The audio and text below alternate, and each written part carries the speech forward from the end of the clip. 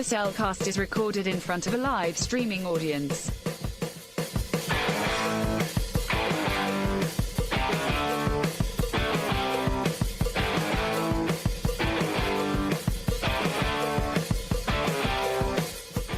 Hello and welcome to another episode of The Cellcast.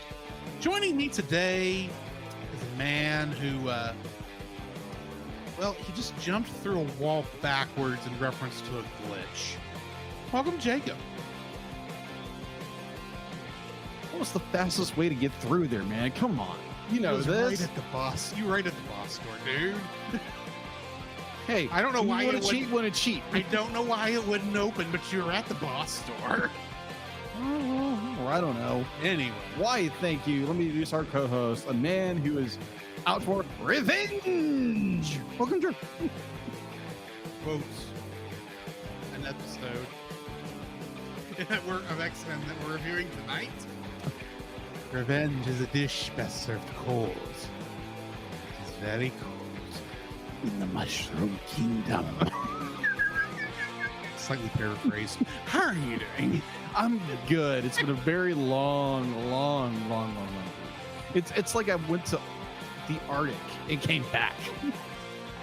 I wish he was that was the weird part of this episode.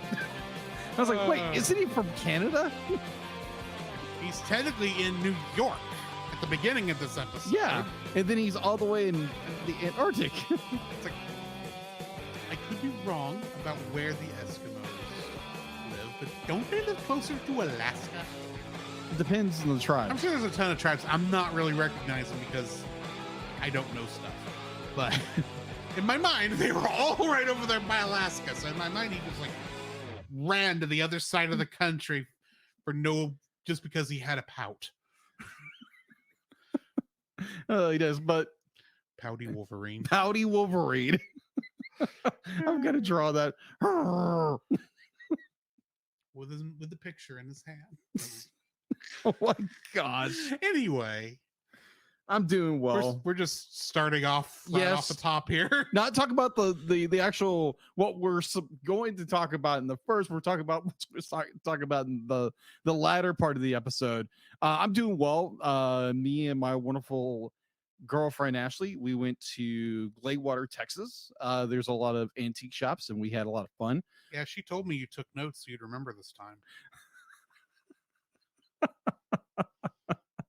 Yes, I was writing furiously. It's like what shop we went into, what the street was, be like, what was she wearing, what she said, be like everything. Because no, I actually didn't do that, but no, that would have been funny. Yeah, because apparently I have bad memory sometimes, and I'm just still picking at you because that was so funny last week. It was. So yes, we went to Gladewater. This week has been a long day. It's a very, very long day. Very long week. Let's say a very long week. Productive, but long. Mm-hmm. Won't go into a whole lot of detail. We had an employee that had some issues and had to leave and never came back. And so I wound up having to do her job the entire day. So that was fun. That's a shame. It happens. So how's your week been? It's been okay.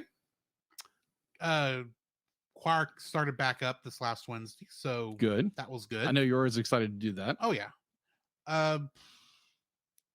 Been kind of just a normal week at work, nothing too crazy. Right. Cool.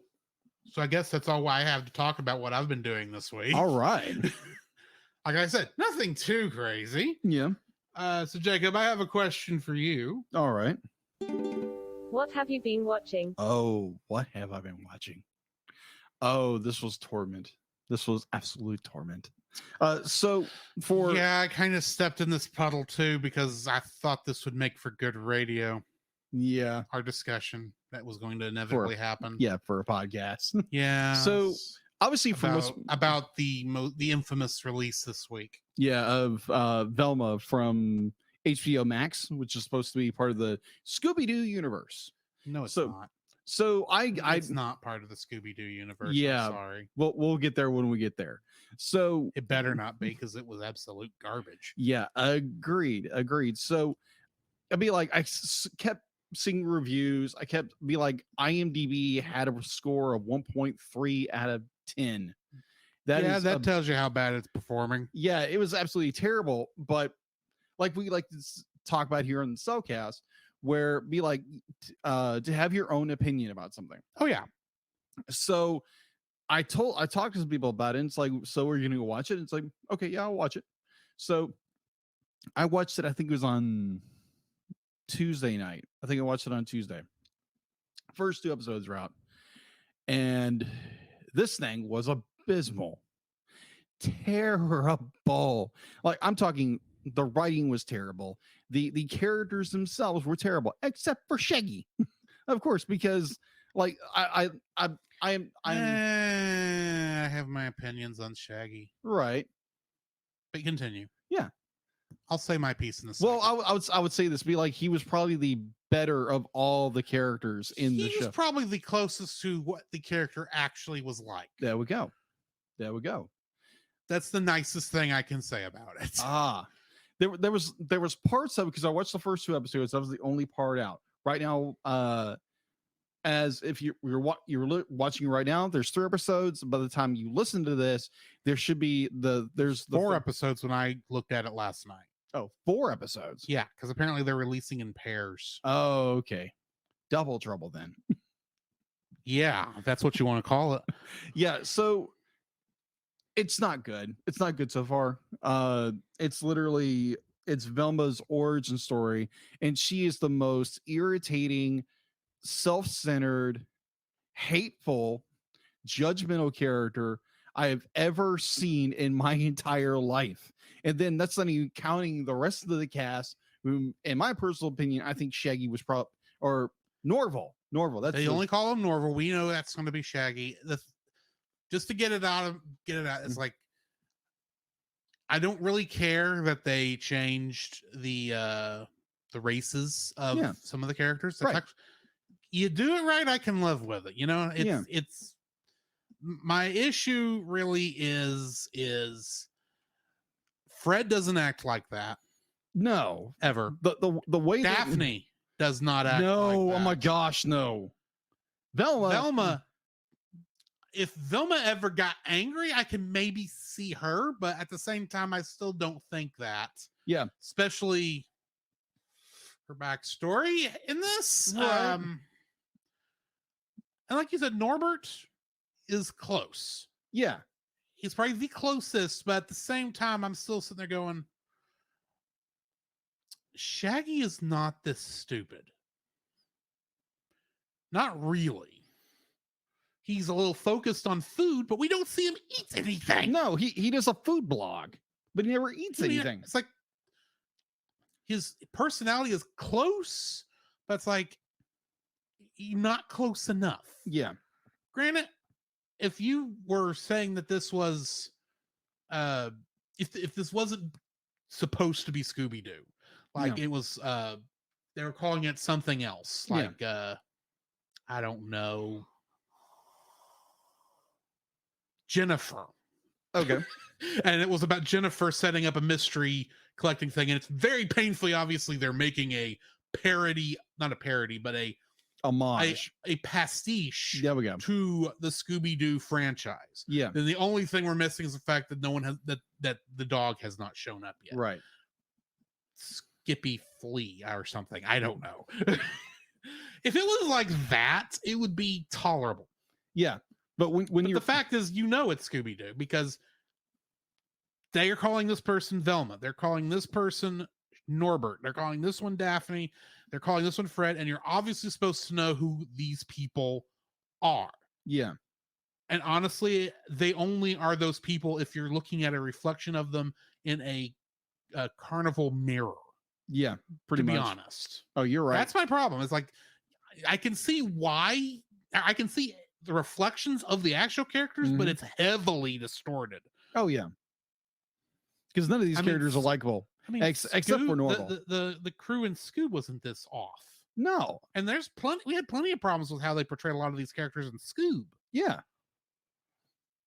I think the best portrayal I've seen so far of the Mystery Inc. crew is probably when we reviewed Supernatural meets Scooby-Doo. Yeah, the modern interpretation of the characters. Yeah, because they were those characters. Mhm. They were spot on. But Yeah, exactly. this is on one hand, it's not a show made for me. Yeah. And if I could, like I said, if it was not Scooby related, Mm-hmm. I could leave it at that and not watch another episode and not care. It would just go right by me, and it could be whatever kind of garbage show it wants to be for the adult man children who think they know what funny is. Yeah. And The Adult Swim crowd. There That's we go. really the problem here. Is it's an Adult Swim show in essence. Oh, and I know a lot of people like that stuff, but I never really have. Right. There's also the very painful joke that they try to make in this, where Like, that narrows it down. All the jokes are painful. the jokes are terrible in this, but it's where Norval's talking about, because he's always trying to say like, well, I'm not a smoker. I'm not Yeah, smoke. I don't do drugs. It's I like, don't do drugs. But it's like- it's like, yeah, it's like the so the 32 club. You know what that is? And Velma says like, yeah, it's like adult. You mean 420? 420. Yeah, 420, which is actually like It's a marijuana. marijuana term Yeah, it's marijuana that club. came out of California Mhm. because the police code for like youth teenager disturbance or whatever, Mhm. not necessarily marijuana, Yeah, was 420. 20. Yeah, it's 420. In case y'all did not know that little bit of culture. But oh my gosh, it was like, it's like, yeah, it's adult, it's adult men or adult like adult people still watching kid cartoons. I was like, that's the audience you're pointing at with this. Yeah. And you're insulting them. It starts by saying, okay, you know how in pilots for most TV shows there's a gratuitous amount of sex and violence, so people will get interested in the show and then it kind of tones itself down. Don't you hate that? And I'm going, what are you doing? It's just This joke is dumb because you're doing that in front of us. yeah. Granted, you don't see anything. It's all they're Cleverly covered. cleverly censored, Yes. because who really wants to see on animated characters naughty bits anyway? Right. But it's cleverly, covered up, and I'm going, who is this for? Mm-hmm. Because I don't think it's for the people who like Scooby-Doo. Nope. It's for people who saw Scooby-Doo as a kid but haven't watched it in years. Right. And they think, oh, don't you remember that whole joke about Shaggy and the crew being high? We're going to make a joke how Shaggy has never done drugs. Yeah. So are you implying he's going to be forced to do drugs later and that's going to turn him into the Shaggy we know? No. Because this is an origin story for how Velma created the Mystery Inc. crew. And I'm going, this ain't my Mystery Inc. crew. This ain't my Mystery Inc. crew at all. Yeah, it's very much like you said, like it's a mirror distortion of what these characters are. And I'm going to try to grin and bear it and actually try to watch the third and fourth episode. Oh, I'm done. I watched one episode. I put it to you this way. It's that insulting. The worst thing, the absolute worst thing a show can do, as I remember stating many times during Bad Movie Month, was not be interesting. Yeah. If you can't be good, be interesting. Yeah. If you can't be interesting, what am I paying attention for? And that was the thing. About 5 minutes into the episode, I was already on my iPad.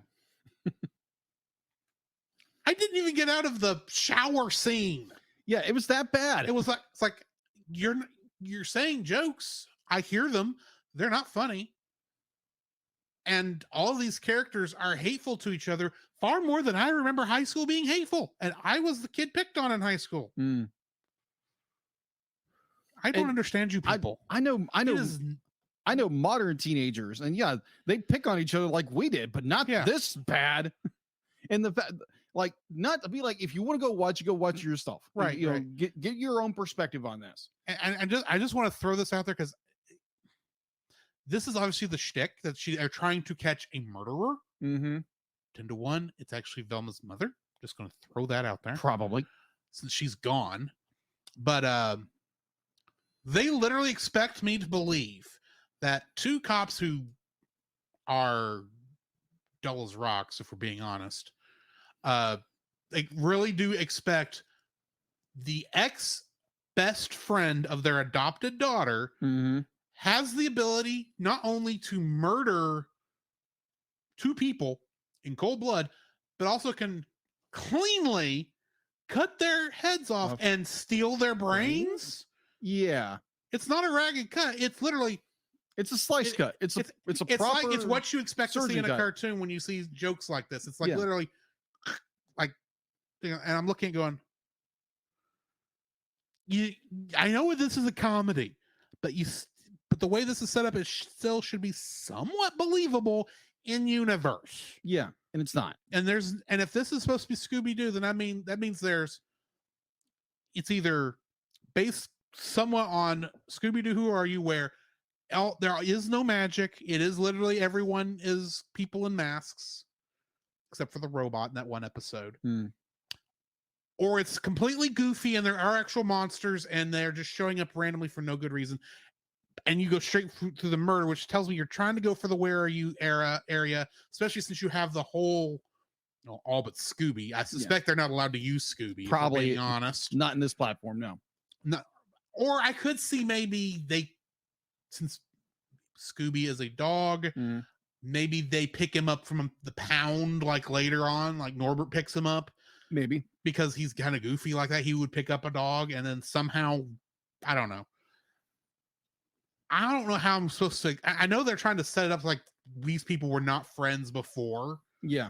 Which that's a good setup for this sort of thing. I can see them not being friends and maybe being enemies, and a situation like, say, looking for a murderer could bring the crew together because they realize they're good at solving mysteries together. Oh, episode 2. Oh my god. I hadn't watched it. I don't know. It's bad. I was like, conceptually. Yeah, conceptually. That's all good ideas. Yeah, it is a good idea. I agree. Execution is pitiful. It is pitiful. In this. The storytelling in this is abysmal. And like people who are diehard Scooby-Doo fans are like trying their best trying to find all the hidden gems and all this. The animation in itself is choppy as all out. The animation is choppy. There are some nice little Easter eggs thrown throughout it. Yeah, agreed. Like most of these kind of shows. You can tell it's trying to be the Scooby-Doo, the lower decks of Scooby-Doo in some ways. And it's not pulling that off at all. No, it's not. Anyways, continue. Yeah, the story, the characters are not likable. Now, I do like your concept, your notion that it's like, yeah, it's setting up to where it could be something good. But when you start off with your first 2 episodes with I don't think this is setting up to be something good. I'm saying there was a lot of good ideas that went into this. Yeah, that's that what it is. Are thrown in there with a whole lot of really bad ideas. Yeah, and that's why you're coming out with. Well, this is a family-friendly show. I'm not going to say. Right. We try to be family-friendly. We try to try our darndest here. Unless we're reviewing something that's not, which considering we're talking about Velma, a TVMA cartoon about Scooby-Doo, which already sounds like a dumb idea. Mm-hmm. And we're going to be talking about a Mario thing where there's a bunch of blood. Mm-hmm. A very bloody Mario short. Right. Yeah, I guess I'm talking up my butt a little bit, but yeah, it's just, oh my gosh. I'm going to grin and bear it for our audience. I'm going to go watch episode 2, 3, and 4 and see what goes on from there. I've watched the first 2. It was just like I had to stop and just like I was literally screaming at the screen. It's like, what in the world are you thinking? Because it's like execution wise, it's terrible. Story, like characters, it's stupid beyond belief. Like I understand, be like Velma's gone through some trauma because her mom went missing and people picked on her. Oh my god, what's new, pussycat?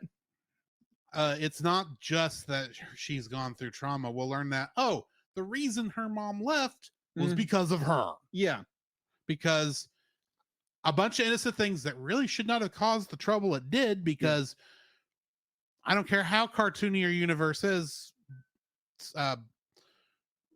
hosing down your mom is not going to cause her eye to fall out. Yeah, continually. Yeah, that was weird. It's like, I know they're trying to set something up. I get the idea that it's like she left because Velma made her life horrible, and her finding her Christmas presents was the last straw. But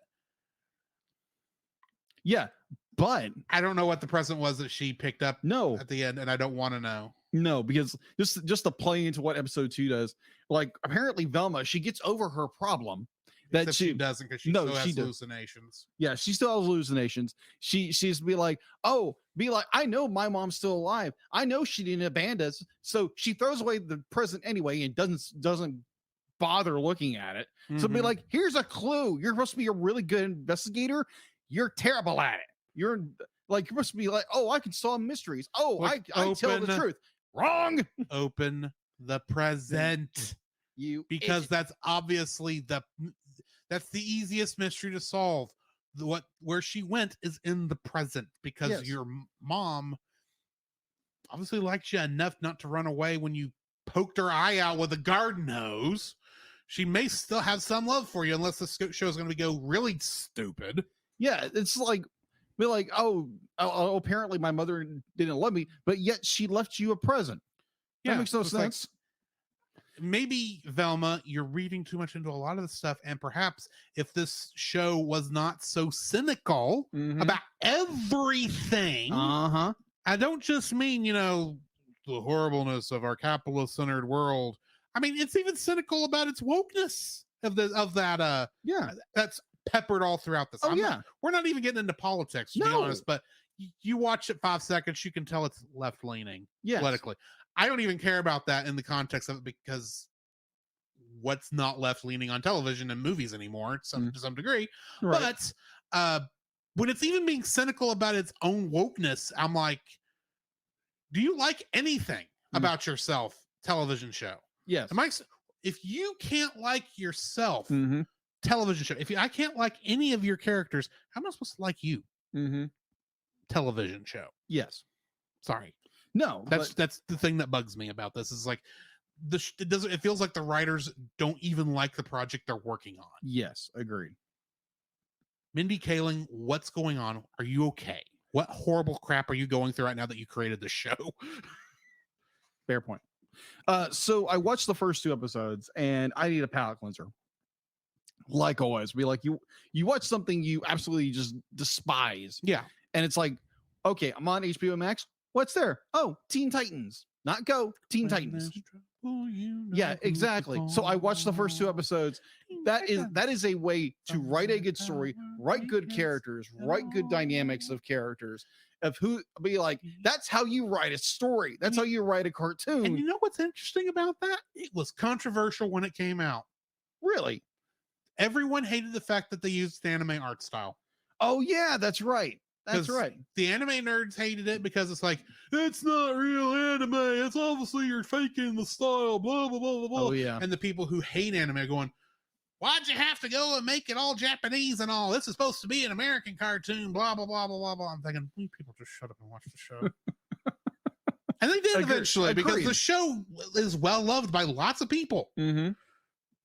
Go will never have that. Well, Teen Titans Go, I think, has made some inroads with the fans. Yeah. With the mainstream comic industry. I've seen clips from that show after season 1, and it's like, this is a really funny show. Yeah. Season 1, on the other hand, we're making stupid jokes about making sandwiches, and I'm like, can we move on, please? So yeah, I watched Teen Titans episodes 1 and 2 as a palate cleanser. Very good. Be like, if you have HBO Max, go watch it, because apparently HBO Max, Warner Discoveries is making more purges. So yeah, go watch your favorite shows before it's gone. And HBO Max originals are not safe. I noticed that. Just putting that out there. Right. If you like a show, go watch it before it disappears. You're also sending a message to them. It's like, no, keep making this show. I'm saying that as someone who really hopes Velma dies in the show, not the character. Hopes the show Velma dies in a fire, which it appears to be doing. Okay, so Anyway, after watching yesterday, we got done with Bible study. I went home. Apparently I was a little too distracted, so I got done doing whatever I was getting done because I get distracted very easily about anything. And I texted you, yes, this show is garbage. Yes, he did. he did call me. He did text me on that. So I watched the first episode we're doing for X-Men the Animated Series, and it's like, you know what? Be like, what else is on here that's X-Men related? Oh yeah, Wolverine and the X-Men. So I think I watched this before, but it's like it was an interesting Yeah. premise because you don't know what's going on. All you know is like something happened to Jean and Xavier, and they're gone. The X-Men are dispersed, and now it's just Wolverine trying to get everybody back. Right. And I never watched the show either because I think it came on at a time where I didn't have a lot of time to sit down and watch like cartoons and such a lot of times. I wasn't against it. It's just like, you know, there are just times in your life where you don't have time to relax sometimes. Agreed. Going to school full time and college full time will do that to a person. But yeah. So I watched the first episode. I thought it was interesting. Definitely Steve Bloom as Wolverine or Logan. Be like, okay, that's interesting. Because I love Steve Bloom as a voice actor. He's done so many iconic characters, not just anime, but in like multiple other genres. But I enjoyed it for what it was. It's only one season. It's available on Disney Plus. We have Disney Plus, and I am like I said before. I think last week I mentioned that I finished Lee Child's Killing Floor, which is the first book for the Jack Reacher series. That was very well done. And so I decided, because I remember way back in the day, remembering watching The Hunt for the Red October. good movie. Yeah, good movie, as far as I remember. And I was like, wait, there's a book, and he's also named Jack. Yeah. And so I think I brought this up last week because I said I sometimes confuse Jack Reacher and Jack Ryan. You did. I think that was the inspiration. I think it was. But so I started listening to that early this week, and I'm like almost I'm almost done with it. It's very good. There's a lot of military jargon. It's very technical. It's very technical. If you've seen the movie, they had to add Jack Ryan back into scenes. Yeah. Because he's not in like half the book. Yeah. He does not show up in the book except for one scene at the very beginning until like they're getting ready to get onto the Red October. No, the Enterprise. That's when they're getting on the Enterprise. Yeah. But like he's in the background, but he's not the main player and everything. There is no main player for most of that book. There's not. Because it's there's a lot of like military intrigue and like what's going on, why is the Red October defecting and all that. Like it's interesting to me. You got to keep on your toes of what's going on. And it's just because I think at this point in the book they have detected where the Red October is and they're tracking it. This is the Americans, and the Russians are trying to find the Red October. One ping only. Yeah, that's it. One ping, One ping only. And Sean Connery is a Russian. Just saying. A Scottish Russian. A Scottish Russian. Which is weird. Well, at that point in Sean Connery's career, he could Sean literally... Connery could have done it. He could have read the phone book and would have won an Oscar. Very true. So that is all I've been watching and listening to. Watching, I watched a little bit of anime this week. A little show called Mobile Suit Gundam: The Witch from Mercury. Yeah, watched a couple more episodes of that. It's a very good show. The show really does know how to punch you in the gut. Because the thing is, you're watching this whole thing. This one episode. I'm not going to spoil anything because you should go watch the show. Unlike Velma, you especially once there's an English dub, because I know that's easier for you. Yes, but there's a moment in here where so the main character in this is one of those people who so charismatic and is so good natured that she's never really met an enemy. Really, any enemy she meets, she somehow turns to her side to some degree. Really. Yeah, she's one of those characters. You know who I'm talking about. I think so, yeah. And it's one episode she's does this really thoughtful thing for the person she's fighting in this duel because it's the way it's set up. Yeah.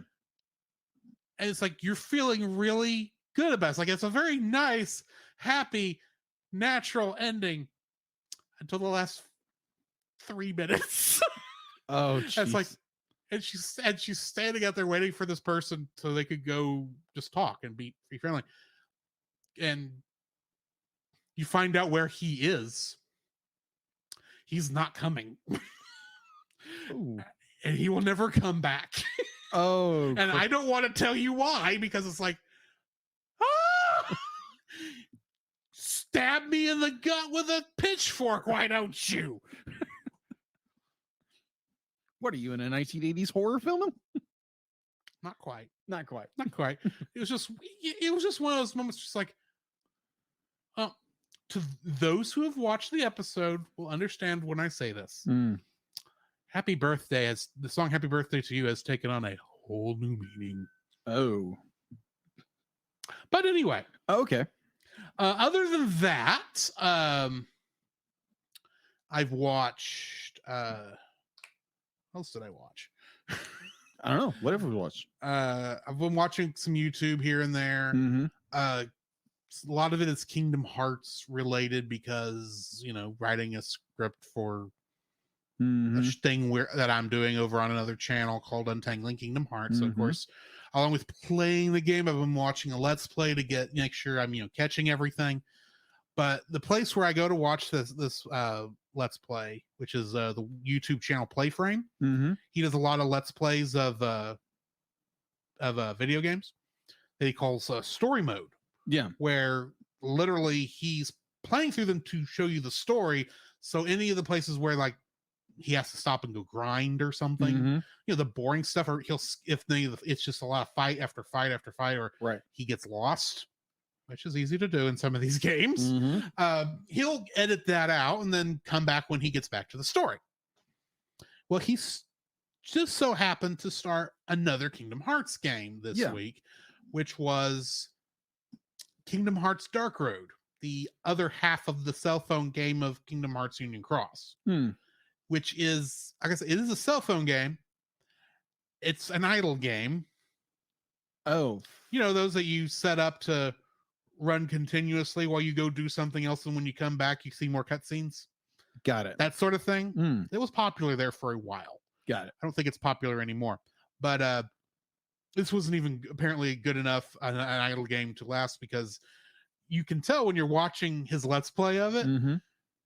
I mean, there's like 8 chapters that this goes through, and he's on like chapter 3, and we've only seen 2 Disney Worlds, Hmm. which means the rest of this is probably going to get rushed.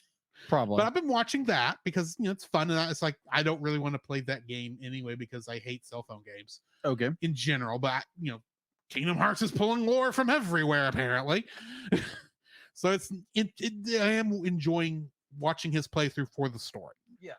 Anywho, other than that, I too am reading a book by Michael Crichton, Okay. who you may know from writing Jurassic Park. Roar. But this was his first book, Really? The Andromeda Strain. Hmm. And strangely enough, in my mind, I think I was somehow confusing Andromeda Strain with Hunt for Red October, not in terms of story, Yeah. but in writing style, because in my mind, I was expecting to be going into this book and it being a lot of the technical stuff and the reports and readouts and such, like, takes up a lot of the beginning of October. Hunt Yeah. for Red October. Mhm. And it's like, no, this is much more prose. There are parts where it goes to like a long section of a readout of like, the time stamps of a satellite in orbit. Right. There are things like that happen, and a lot of really cool like publishing things, like showing the documents printed on there, a bunch of like fake graphs that are obviously faked up, but they're matching what's going on in the story, that sort of thing, which is interesting for 1980, I think, is when this book came out. Yes.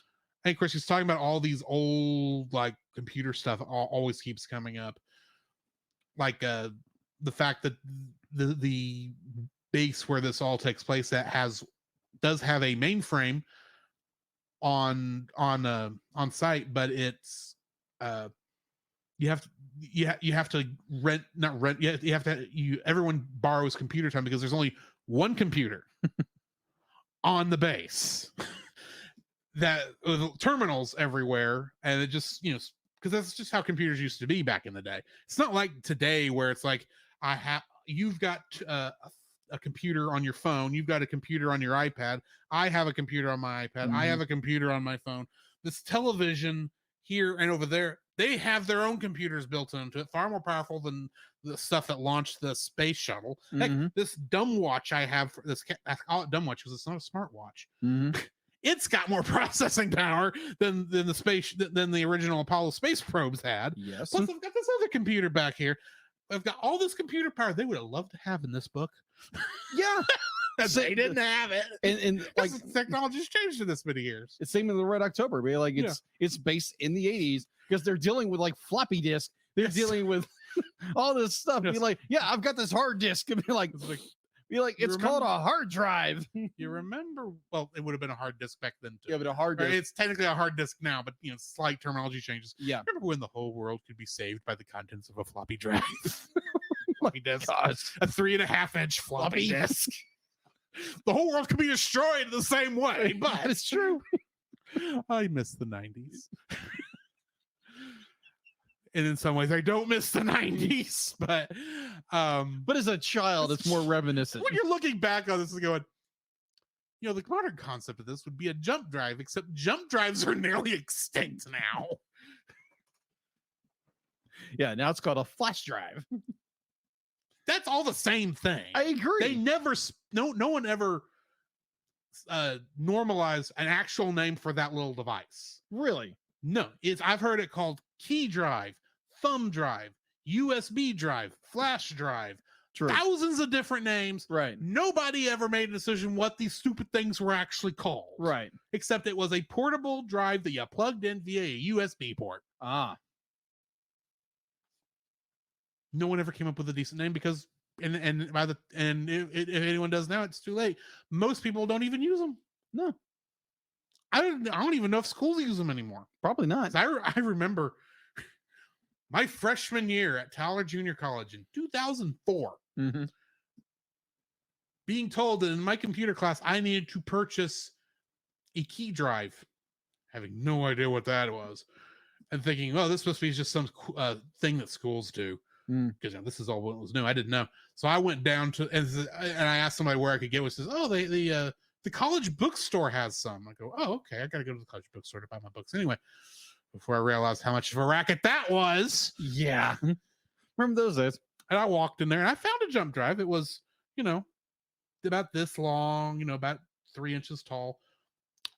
With 64 megabytes. Jeez. And you want to know how much it cost? $64. It was $1 a megabyte. And I'm looking back going now thinking, this phone right here has 64 gigabytes of memory, and I'm running out of crap all the time. How did we survive with 64 megabytes? How did we survive the 90s with a Windows 95 computer where the hard drive was maybe, if you're lucky, 100 megabytes? Yeah. How did we survive? I know it was a different time. File sizes were different then. Yes. Either way, that was a massive tangent. Yes. Oh, I also watched two other anime this week. Okay. Both of these I watched while I was visiting our friend Chase. Okay. One of them was one he showed me called what was the name of that? It was a relatively new one. I remember it was an isekai that was not like a lot of other isekai. It was actually had thought put into it. Okay. If that makes sense. Right. So of course it was someone reborn into another world. And I cannot remember what the name of that thing is right now off the top of my head. But it was enjoyable. Okay. Yes. I don't know when I watched this since I can't remember the name of it, but right. But there was another one I watched. I'd actually seen like the day before, and then I showed him that night, called I'm saving 80,000 gold coins for my retirement in another world. You gotta love these 1,000-mile long names. Yes. I don't actually. But what was interesting about this is that unlike most isekai, where the fact that they're from another world is just an excuse as to why this character has all this knowledge, Uh-huh. she actually can move back and forth between the worlds at will. Interesting. Between the real world and this fictional world. And for half of the or for most of the first episode, Yeah. she can't understand the language of the people in that world. And consequently, neither can we. Huh. So it's like, this is a very interesting. Now, they eventually do let her understand what they're saying, Yeah. and consequently us. But there's a whole point where I'm watching this going, I really like how they're taking a more realistic approach to this. Yeah. And actually, the second episode was good too. It was still a very realistic approach to it, but it's slowly doing the isekai things because it is an isekai. But anyway, Yeah. I would have been there that night, but I was having like a massive headache. that's fair. Like, And just- we were. I get it, dude. It finally But, led up like towards like almost 7:30, and it was like, Yeah, it was just me, Chase, and Joseph? Big Joseph. Yeah, Oh, Big Joseph. Little Joseph went back to the border. I gotcha. People listening have no idea what we're talking about. That's Yeah. fine. But yeah, that's pretty much what I've been watching. Okay. And tomorrow I'll go watch a movie, Yeah. The Way of Water. Smurfs too. Dances with Smurfs, The Way of Water. Oh, I hope this doesn't turn out like that Guillermo del Toro movie, Like Pinocchio? The Shape of Water. Oh, The Shape of Water. I've actually got a friend be like, he wants to do like a movie night of The Shape of Water. I'm not coming. Okay. I know enough about what that's about to go, I don't want to watch that. Alrighty. Anyway. Yeah. So, Jacob, I have a question for. Well, that's not what I say here. Jacob, what do we got in the news? The Cellcast News with your host Jacob Heron.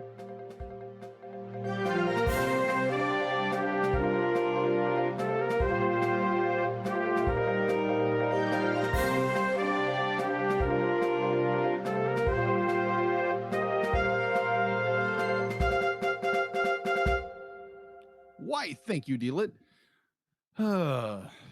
Thank goodness I no longer have rabbit ears or something going on right now. But either way, so in the news, I know something's going to happen this episode. Probably. You never know. It's Dealit. You never know. You got to be in a good time. Oh crap. She says, just remember, just because I'm not out to get you doesn't mean you're not being paranoid, or something to that effect. That is true. That is so true. Either or. Let's get into that. That was mwahahahahaha. Oh, okay. Gotcha. Okay. Alrighty. I'm not paranoid. You're paranoid. All right. So, Warner Brothers, that again, we were talking about a Warner Brothers property earlier. We're going to another Warner Brothers property. That's probably much more liked right now. So, Batman, the Doom that came to Gotham, is available for digital purchase and on 4K Ultra HD Blu-ray combo pack and Blu-ray on March 28th from Warner Brothers Discovery Home Entertainment. I'm just going to say I have no idea what this is about, but I kind of want it to be a crossover between Batman and the video game Doom. I want Batman fighting demons with a shotgun. Close. You're very close.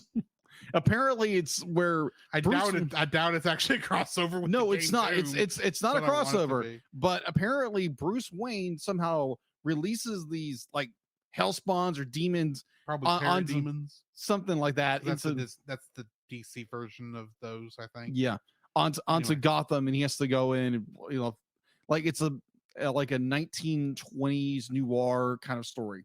So apparently, yeah, if you are a rabid fan of those movies, you've already probably gone and picked it up, or your first time hearing about it, oh my gosh, I love everything Batman, and going out and going either digitally renting it or going and buying it the physical. Mm-hmm. So I need some music for this one. I played it last week. Oh, good thing I hadn't got rid of it yet. Yes, thank you. All right, so in addition to the Trigun Stampede English dub cast being confirmed, joined by Johnny Young Bass, Bosch, thank you, Just say JYB. JYB, who was recently announced to reprise his role as Vash Stampede from his previous voicing in 1998's Trigun and 2010's Trigun Badlands Rumble.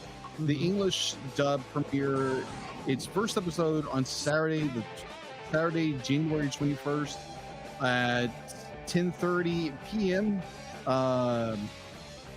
Pacific Standard Time on Crunchyroll. It will debut new episodes weekly following the Japanese-English simulcast, which also debut new episodes on Saturday, which premiere on July 7th. The English subclass will include Johnny Young Bosch, best known from Mighty Morphin Power Rangers.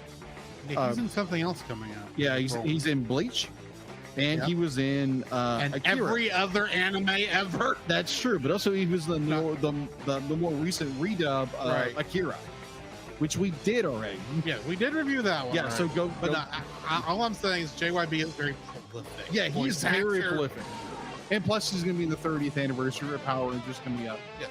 in the next Once- couple of months on Netflix. Mighty Morphin Power Rangers once and forever. Once and forever. That's gonna be interesting. So the voice cast, also Sarah Roach from the anime Fire Force will play Meryl.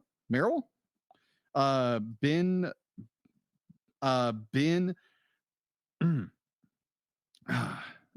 sorry, sometimes I get tongue-tied and I can't read a word. So going forward, Ben Bryant from My Hero Academia will play Roberto Del D Nero. I think I'm probably butchering. I apologize. Austin Tinley from Love Is War will play Millions Knives.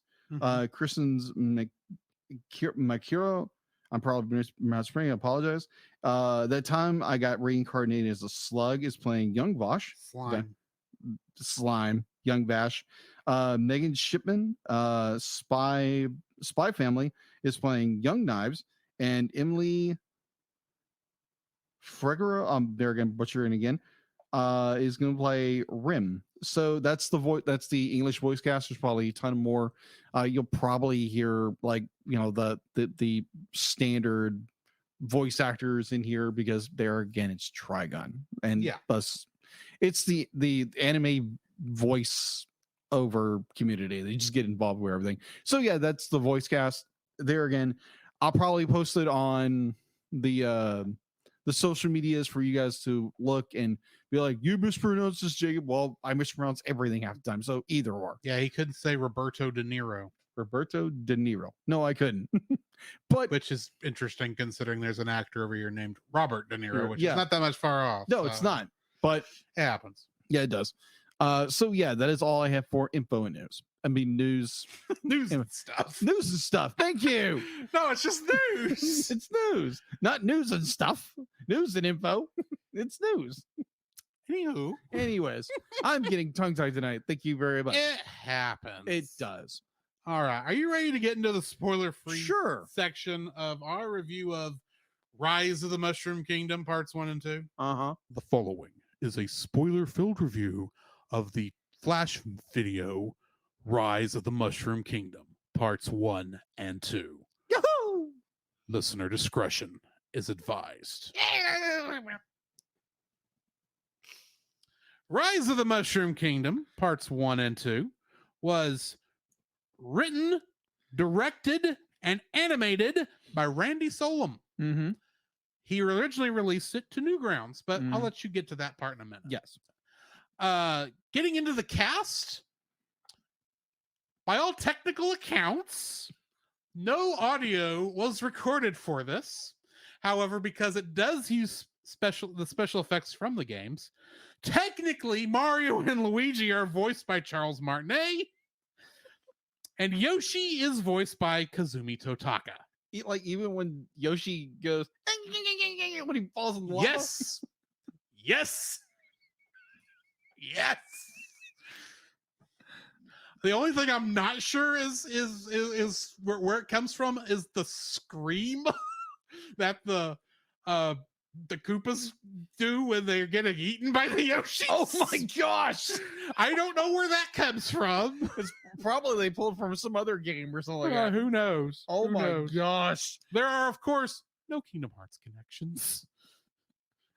Yet. Actually, I doubt there ever would be. But anyway, what do we have in info and stuff? All right, so info and stuff. It has no IMDb. No, it does not. No, it doesn't. Boy, this was a fun episode to research. Yes. Like just for a heads up, I was like, because Drew asked me earlier. Yesterday, actually. You asked me yesterday. Be like, do you want me to send information because he's already done the research and there's not that much information to glean from anywhere on the net. So I was like, yeah, sure, just send me over. So he sends this information over. I'm like, okay, copy paste, done. Go ahead and say all of it because I think I know how this is going to go. Yeah, pretty much. So you can currently watch it on its remastered version on YouTube and every other version on YouTube. Originally on the Newground site. And they are both available there also. Really? Okay, cool. Produced by Randy Solom. Created by Randy Solom with his I forgot to mention this part on there. His username and his website, Video Game Director's Cuts, is now a whole community. Oh, okay. Didn't know that. And after this remastered version that was done after he passed by the community. They went in, got the old Flash files, and then re-rendered them. Nice. All right, so distributed like originally it was on Newgrounds, and now it's now both on YouTube and Newgrounds. Yes. And technically still on his site, videogamedc.com. I'm going to suggest you not go there because there is some it's an early 2000s website that may not have been properly maintained. Oh. So there might be some malware. Got it. Okay. Just letting you know. No wonder I walked in, Drew was sweating. No, that wasn't an issue. Okay, just kidding. All right, so release date originally was August 6, 2003, and the remastered version was released on August 14th, 2019. And that's all for info and stuff. You missed that part one. Well, part one was on August 6th, 2003. Yes. Part two, which is also what we're watching tonight, was released on September 20th, 2000. That's right. For some reason, I was like, oh, part one is like the one we're doing now. Part two is the one we're doing next. No, next time it's parts 3 and 4 because this was all originally released as 4 7-minute long videos, which is about the most you could do on Flash back in the day. Got it. Reasonably. Yeah. Thank you for that misunderstanding of my part. No, it's fine. This is a weird thing we're reviewing. So yeah, agreed. So yeah, that's all I have for info and stuff. So getting into the trivia, because I didn't mention summary. I'll do summary really quick because this is easy. Mario gets killed. They have a funeral for him, and the entire Mushroom Kingdom swears revenge, being led by Luigi against Bowser because they think Bowser killed him. Mm-hmm. Spoiler alert! It wasn't Bowser. Poor Bowser. Oh my gosh. Poor Bowser. Oh my gosh. Getting into the trivia for this. Yes. This uses sprites and sound effects from, I want you to guess how many games.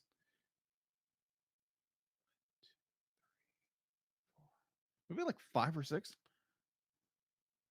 I believe actually it is 6 because you've got the Super Mario All-Stars versions of Super Mario Brothers, Super Mario Brothers 2. Sorry, let me start that over. It's the Super Mario All-Stars versions of Super Mario Brothers, Super Mario Brothers The Lost Levels, Super Mario Brothers 2, Super Mario Brothers 3, Super Mario World, and Super Mario World 2 Yoshi's Island. Oh, okay. That makes sense. That is why some of the Yoshi related sprites look a little more cartoony. That makes sense. Because they were. Along with the Super Mario Brothers franchise music that's in this, we also get the an instrumental version of My Heart Will Go On from the movie Titanic. Hummel Get the Rockets from the movie The Rock. Okay. Death of Titanic from Titanic. The Sinking from Titanic. Someone like Titanic. Hard to Starboard from Titanic. And last but not least, The Name of the Game by The Crystal Method. Best idea which movie he got that inspired him for this one was Blade 2. Because a lot of that fight also looked like it might have been inspired by Blade 2. Yes. Along with The Matrix. My gosh. The tombstones in the Halloween graveyard scene reference major Flash animators from Newgrounds at the time, including Robert E. Ford and Benjamin Spurgeon and Thomas Fulp, who was the creator of the Newgrounds website. Oh, okay. When Luigi jumps backwards through the wall to enter the pipe, it is a reference to the -1 world glitch present in all versions of Super Mario Brothers. They never fixed it. The Bowser fight references the Bowser boss battles seen in Super Mario Brothers 1, Super Mario Brothers 3, and Super Mario 64. And like I said, The Matrix references that too. What's your first like for this? Oh, my first like. Oh my gosh. Oh, I forgot. It also features like a very weird MIDI version of the what is that movie with the not The Shining? It was an old Alfred Hitchcock movie. The Birds? No. Psycho? Psycho. Features the Oh, it does. That's right. That's right. It does. Whoa. Oh my gosh. So my first like is the Yoshis. Oh yeah. Oh my gosh. I was not expecting it because there again, I'm thinking Super Mario Brothers. Yes. Whee! And just like it's gonna be fun, exciting, be like, I didn't expect to be like, oh, Mario dies and Luigi goes out for revenge. I was not expecting the Yoshis to eat Koopas. Well, I mean, technically the Yoshis did eat the Koopas in the game. Yeah. Not quite this severely. And you know, not like they were the Velociraptors from Jurassic Park. The one that got me was when you had two Yoshis were tugging at this. Yes. Like, I can't remember what creature it was. It's a Koopa. A Koopa. It was a Koopa. This poor little Koopa tears the Koopa apart.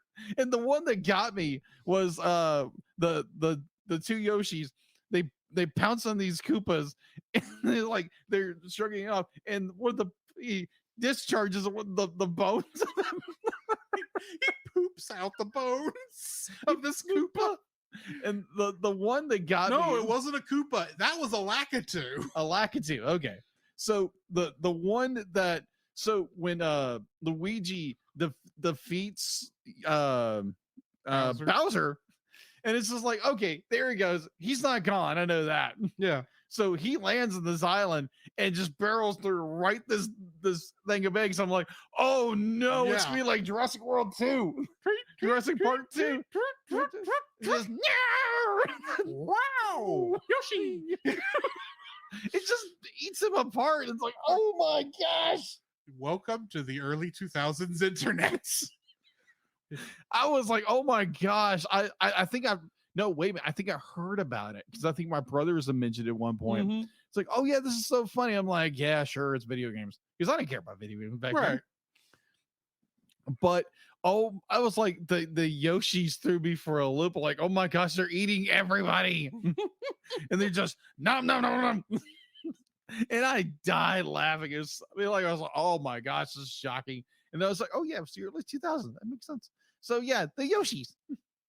Yoshi. Nom nom nom nom. I wasn't expecting that to be your first like. My first like, the twist at the end. Oh yeah, because it wasn't Bowser no, who killed Mario. Do you know who it was? I'm at a loss. I remember the character's model, but I don't know who it is. This was a character named Wart. Okay. He was the primary villain from Super Mario Brothers 2. Oh, okay. Here's the thing about Super Mario Brothers 2. It's not originally. It's not originally a Super Mario Brothers game. What we know of as Super Mario The Lost Levels is actually Super Mario Brothers 2 in Japan. Yeah. What we know as Super Mario Brothers 2 was officially released in Japan as Super Mario Brothers USA, but it was originally released as a game known as Doki Doki Panic. Yeah. I've heard of this game.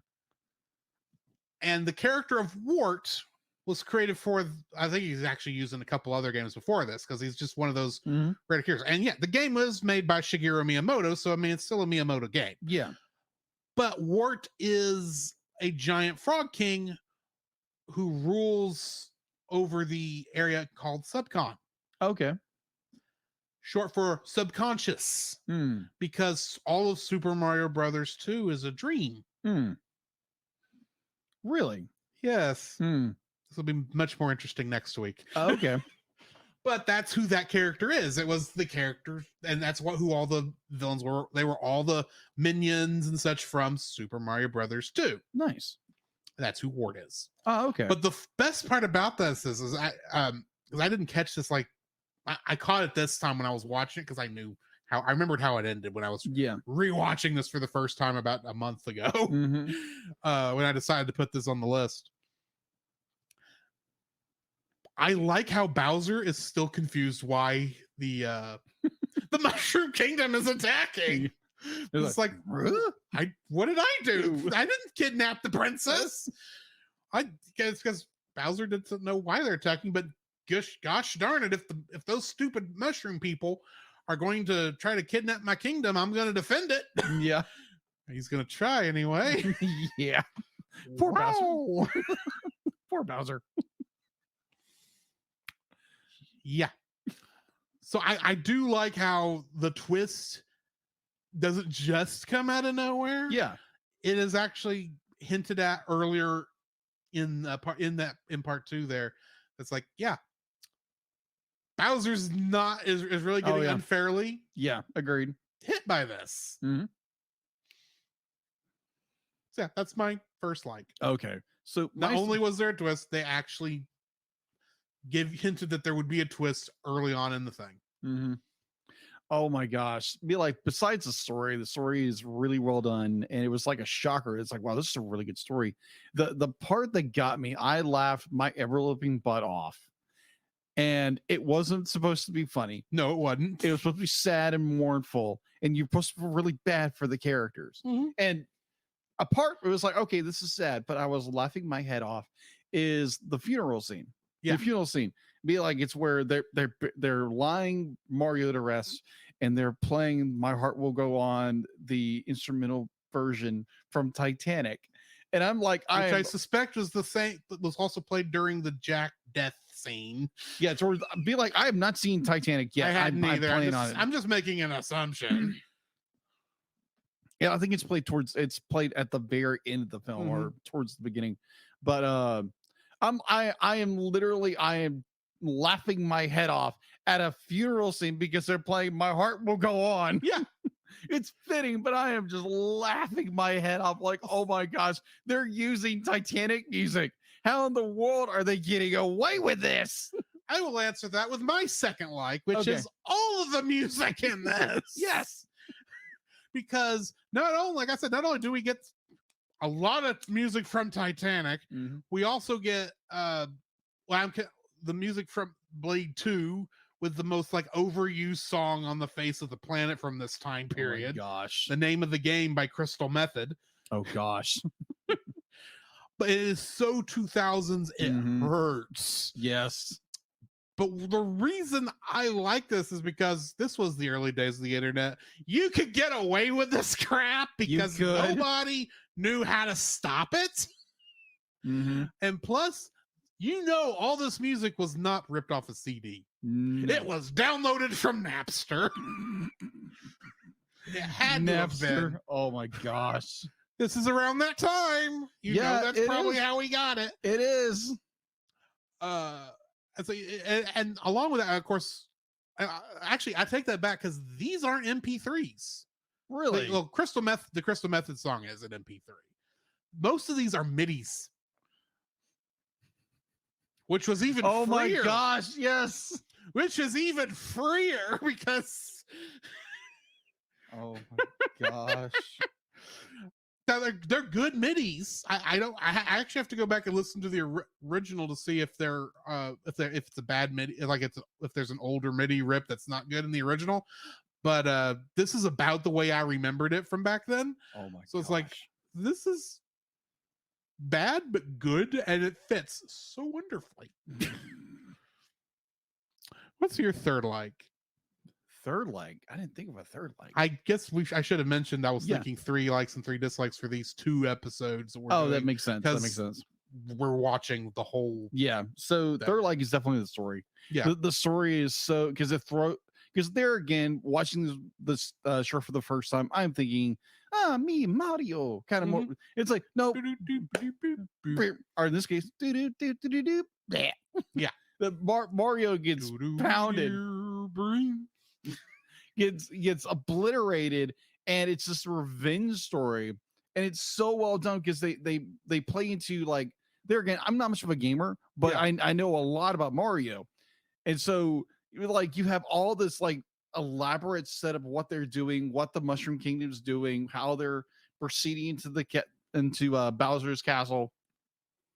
And all this, like the animation in it is so well done for sprite animation. Yeah. No And- one has done sprite animation like this, did it before this, Yeah. and no one's done it after this. Yeah. To this level of quality, in my opinion. Yeah. Because a lot of there's some things here you obviously couldn't have done on a Super Nintendo, but a lot of the stuff looks like that came straight out of the game, and it had to have. Oh yeah. Yeah, just how like the I'm trying not to stutter or like how I'm trying to be fluid and hope about how I talk. So like how they approach getting into the castle, how they get Luigi into the castle, the attack on the castle with both armies going at each other. That is very well done. The story itself is executed very well, and I enjoy that about the story. And how the final the boss fight with Luigi, which is always cool to see Luigi in the main lead, because they do that a few times in the games. Actually, not that much. Yeah. In around this time period, you would have had Luigi be the protagonist in an edutainment, couple of edutainment titles from this time, such as Mario is Missing, and there was a time travel one too, but it was basically very thinly veiled edutainment stuff. And really, Luigi would not really get a good protagonist role until Luigi's Mansion on the GameCube. But then we did have the Year of Luigi back like 5-6 years ago. Yeah, because he popped they up. Celebrated all Luigi all month long, all year long. I enjoyed that final fight because they're using all kinds of different techniques. They're using like the Matrix, the camera swing around. I always called it the Matrix move because it's the only when it was the first movie I ever saw that did it, and I call it that. And now I was like, everyone did it at the time. Oh, including Shrek. Yeah, that was so well done. There again, how poor Bowser gets eaten by those Yoshis. Yeah. But the story is well done. Definitely when the cliffhanger comes into it's like, oh, it wasn't Bowser, it was this other dude. It's like, oh, okay. It's like so that's where the big bullet ray bill. There were a total of 4 bullet bills and then a bonsai bill. A bonsai bill. Okay. So yeah, that's what I my third and final like would be is the story itself and how it's executed and how the animation is done. It's so well done. What is your third like?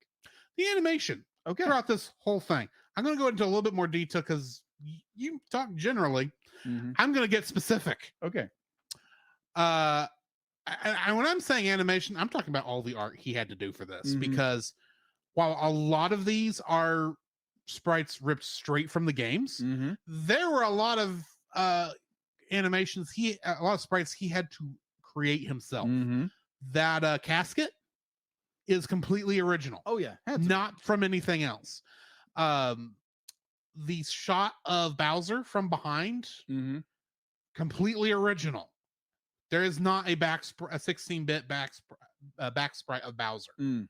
because they never had to spin him around on Mario 64. True. Some of the well, of course, the teeth on the Yoshis. Oh, That God. was an original They sprite. had to, yeah. And a lot of other little things like that. Plus, like I said, I call it the MS Paint level effects for all the liquids. Ah, gotcha. I say that because the blood is very cheap looking. Mm-hmm. Bowser's scared relief, I'll say, looked very cheap looking. Oh yeah, agreed. Agreed. That was funny. It's like, oh It's crap. like, ooh, that's not good. To quote Krillin from last week, well, his life's over.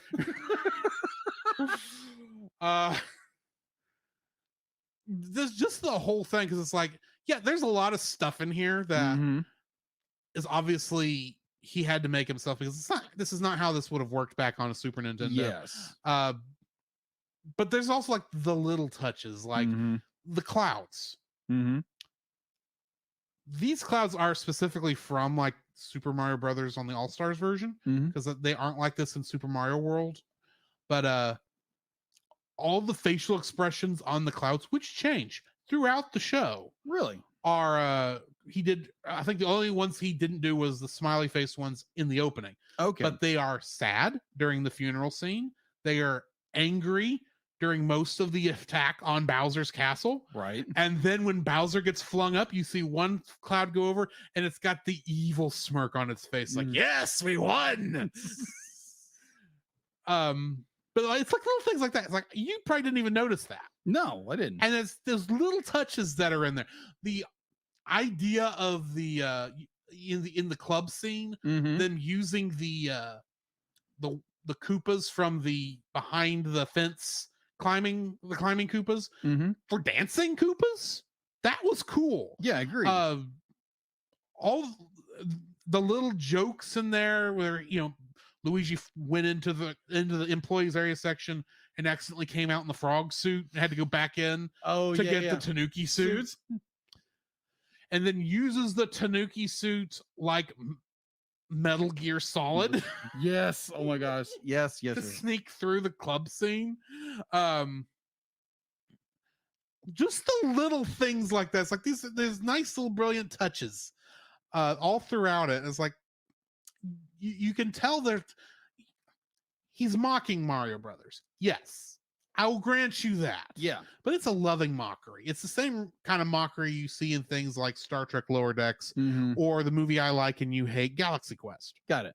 is with Star Trek. Yeah. It's a loving mockery. Yeah. Agreed. It's not meant to say, look at how silly and stupid Mhm. this is. It's like, look how cool this could be without Nintendo causing us not to, we're just gonna have fun with this because it's Mario. It's a great juxtaposition of Mhm. the cute and warm-blooded Mario that we're all used to seeing, except it's bloody war Mhm. for revenge for killing our hero. Mhm. And that's what I like about it. It's the whole thing, the animation quality. You just feel the love and passion behind everything. There's only one little thing I'm going to bring up in the dislikes that I wish was different when it comes to the animation. Mm. But we'll get to that here in a minute. Okay. Are you ready to go into dislikes? Yeah. Let's go into dislikes. What's your first one? I really don't have one. Okay, then. Okay. I have two. Okay. The first one is that all of the lava in Bowser's Castle is stationary. Really? None of it's animated at all. Hmm. And the problem is the color that it's frozen in Yeah. is the same color as the blood. So it literally just looks like Bowser's Castle is filled with blood. But it's not blood, it's supposed to be lava because you see the fireballs jumping in and out of it, Mhm. and when the different characters fall into it, they burn like they are falling into lava. So Right. it's just really weird that granted, I assume that when he captured this, he only captured like he's only able to maybe capture one frame of the lava animation and didn't have a chance to go back and get the other frames. Mhm. Maybe, or maybe that would have been too complicated for Flash to animate all that at one time. I don't know, Possibly. but I just wish that there was. It just didn't. I wish it was animated. I Mm. wish all the lava was animated like it's would be in a Mario Brothers game. Yeah. So yeah, that's my first dislike. That's the one. I did not notice that. I only noticed it on this last viewing because I got to looking because after you've watched something a couple times, you're now just watching everything to Right. see what little silly things in the background because Mhm. this thing's full of like little jokes in the background. and Yeah, such. agreed. What little things did he leave in there? And I just happened to notice, hey, the lava's not animating. That's a shame. My only other dislike, I think, for this, I think they should have left the -1 glitch reference out. Because I can just imagine if you didn't know what that was. Yeah. Actually, I can actually speak from experience because this was how I learned about the -1 glitch. Really? Was watching this movie watching this video back in 2003. I didn't know what it was. I didn't get the joke. I thought, well, that's just weird. And I had to go look up what all that was. And that's how I found out about it. So yeah, it made me have to go look at it, but it's like, it takes you out the minute they do it, especially since it's in the middle of a completely fabricated, it's an original area that he had to make because they'd never really done a Halloween themed area outside of the ghost house that you do see in the background. But yes, this whole like jack-o'-lanterns and such, all that he had to make, and the tombstones and all. But that's just a minor little thing. It's like I just don't think that fits because I mean, like I said in the intro when I talked when I introduced you, the boss store is right there. Yeah, it's locked, but it's like that's probably going to take him to the same spot the -1 warp thing is going to do. So probably. Why don't you just go through the door? I mean, yeah, this is a nice other little joke, but it's if you've never heard of the glitch, it just looks weird. Yeah, agreed. So the only thing I could think of that would probably be like a negative towards it, and it's more of a joke than anything. I wish somebody like whenever like Luigi would have punched Bowser, like you would have like like point or like a coin would pop out or something like that. Right. I mean, it was something funny like that. It'd been funnier, but it's not there. But I get that because they go to the trouble of when they're killing the flying Paracoopas of doing the 1-up thing where it's like they take out just enough that you get the doo-doo-dee. Because apparently that Yoshi got an extra life, or I don't remember what was shooting him. Yeah, it had to have been the Yoshi because it was watermelon seeds. That's right. I was like, oh, Yoshi got an extra life. Awesome. Hope that's not the one that just died in the fire. Oh my gosh. But yeah. All right. You ready to rate this thing? Yeah. I'm giving it an 8.5. 8.5. Okay. I do like this. It's fun. There are little things that could be better, and I think to some degree, as much as I love the early 2000s-ness of this, some of it has not aged well. Agreed. Like a lot of things from that time period have not aged well. Right. It's the early 2000s. Yeah. So yeah, that's my I'm giving it an 8.5. Nice. So for me, yeah, I'm in the same boat. It's 8.5. Like it's good. It's a good story. It's very well done animation wise. Definitely for what it is. For something that is Flash, it's very well done. And I've never seen anything like this before. And I'm looking forward to the second part and next week. So yeah, 8.5. All right. So next week, as we've probably said a couple times already, we'll be reviewing parts 3 and 4 of Rise of the Mushroom Kingdom. We'll find out if all this actually happened. Interesting. That's all I'm going to say. You ready to jump into X-Men? Yeah, let's hop into that. Previously on X-Men. Meet the sulky, over-bulky, kinda hulky superhero. Hot-to-twisted and electrically transistored superhero. An exotically neurotic and aquatic superhero. The Marvel superheroes have arrived. X-Men, X-Men, it's the day, X-Men, X-Men, coming your way.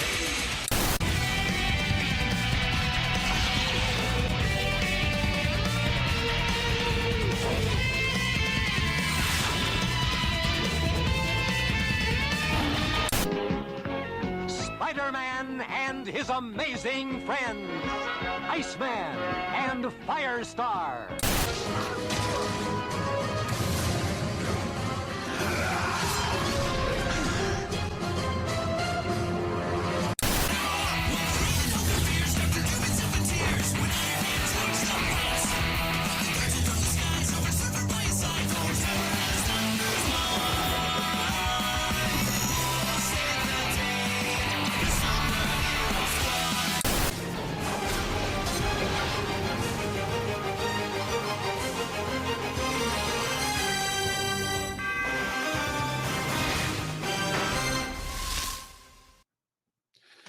First episode of tonight, we've got Captive Hearts, directed by Larry Houston and written by Robert N. Skier and Marty Eisenberg.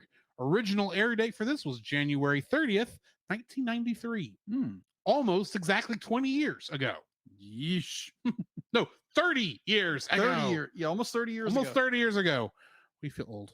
A little. In this episode, Cyclops and Jean are captured by a group of human mutants called the Morlocks when they go on a romantic date, much to Logan's hurt. Storm battles their leader Callisto for control of the underground mutant group. Guest cast for this includes Susan Roman as Callisto, John Stalker as Leech, Dan Hennessy as Sunder, David Corbin as Tar Baby, Judy Marshak as Plague, Kay Tremblay as Annalie, and Ross Petty as Ape. Getting into the trivia for this, the metal tentacles are similar to those of a Sentinel and Spider-Man villain Dr. Octopus. In the Danger Room, hang on, I hit the button wrong. Okay, in the Danger Room, Gambit is seen holding each of the aces, a second ace of diamonds and two of diamonds and two of clubs. While having two ace of diamonds could be seen as a mistake, it's likely he adds old leftover cards to new decks. He holds the two of diamonds while attacking the Morlocks. It is unknown if Scott and Jean saw a play or film of the Phantom of the Opera. There does happen to be a 1943 film simply called Phantom of the Opera. The reference to the Phantom of the Opera is relevant given that the story is about a disfigured man hiding from society who tries to force a woman to love him by kidnapping her. Yeah. Completely agree. Jean references the famous line from the song Space Oddity, ground control to Major Tom. Yes, she does. After leaving the theater, Scott and Jean pass a newsstand with pictures of Magneto and a Sentinel on the side. A man standing near the newsstand is smoking a cigarette, a rare case of smoking in children's animation. I noticed that. Near the newsstand, there is a sign for New York Books, indicating that this episode takes place in New York City. Leech apparently has some telekinesis, a power he does not have in the comics or any other source. Scott's eyes apparently are brown. The comics state that the Morlocks are located in an old Cold War bomb shelter. Mes frères means my brothers in French. Wolverine apparently has arachnophobia, a fear of spiders and scorpions. Yeah, I don't think he'll have any trouble later on when they meet Spider-Man. No. Oh, that would be hilarious. It's a spider. Wolverine actually tries to kill both Annalie and Callisto. Tar Baby's goo apparently can explode. And it's concrete, apparently, too. Apparently. The Morlock fighting staffs look like lightsabers from Lucasfilm's Star Wars franchise. Uh-huh. Interestingly, Callisto uses the red staff, which is typically used by evil characters in Star Wars, while giving Storm the blue staff used by heroes. Furthermore, the double-sided staff predates the double-sided lightsaber first used by Darth Maul in the 1990 film Star Wars Episode 1, The Phantom Menace, directed by George Lucas. 1999? That's what it is 1999. I Yeah. said 96, didn't I was reading fast. Mm-hmm. Morlocks that appear but are not named are Plague, old woman who makes Gambit sick, Urg, the man with the eye patch, Tar Baby, the disgusting goo man, Mask, man in the hood, Tommy, flat multicolored woman who can turn invisible, is apparently named Tommy. Wow. I gotta double check that because that may be a nope, that is the character's name. Tommy. I was afraid that was a spell check error. Mm. Ape, shape-changing man, Scaleface, woman who became a lizard, and Glowworm, worm-like man who shoots energy. There are also several other Morlocks present in the episode. Mm-hmm. When Gambit drops his cards, his eyes become normal. Here's a question. If training is crucial, why isn't Cyclops the team leader in the danger room with the others? I guess it's more for this episode. It's trying to point out more of Storm's like Right. a claustrophobia. But it is a weird thing that he's not in there training also. In Yeah. case It is weird. he needs to learn how to follow others, I would assume. Yeah. Because I don't think Cyclops has actually not been in a leadership position in the comics since X-Men #1. Yeah, he's here and there, but I don't Right. read the comics that much. Either way. Yeah. Or sorry, giant size X-Men #1. That's the one I was thinking of. Because he would have had to have been at least under Professor Xavier for the most part during the original Mhm. run. Anyway. In Storm's flashback, her younger self has light skin and dark hair. A vast difference from that same flashback in Deadly Reunions. Yeah, I saw. I was like, "What in the world?" Scott's sunglasses are gray in this episode instead of his usual ruby red. Yes, Jean's dress changes throughout the episode. it does. Sometimes it is all pink. Sometimes she has a white sash, and sometimes her midriff is exposed. This one actually taught me a new term in filmmaking.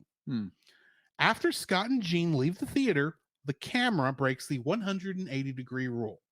Really? You Okay. know what that is? No, I don't. All right. According to Wikipedia, Of course. in filmmaking, the 180-degree rule is a basic guideline regarding the on-screen spatial relationship between a character and another character or object within a scene. Oh, The rule states that the camera should be kept on one side of an imaginary axis between the two characters so that the first character is always frame right of the second character. Moving the camera over the axis is called jumping the line or crossing the line.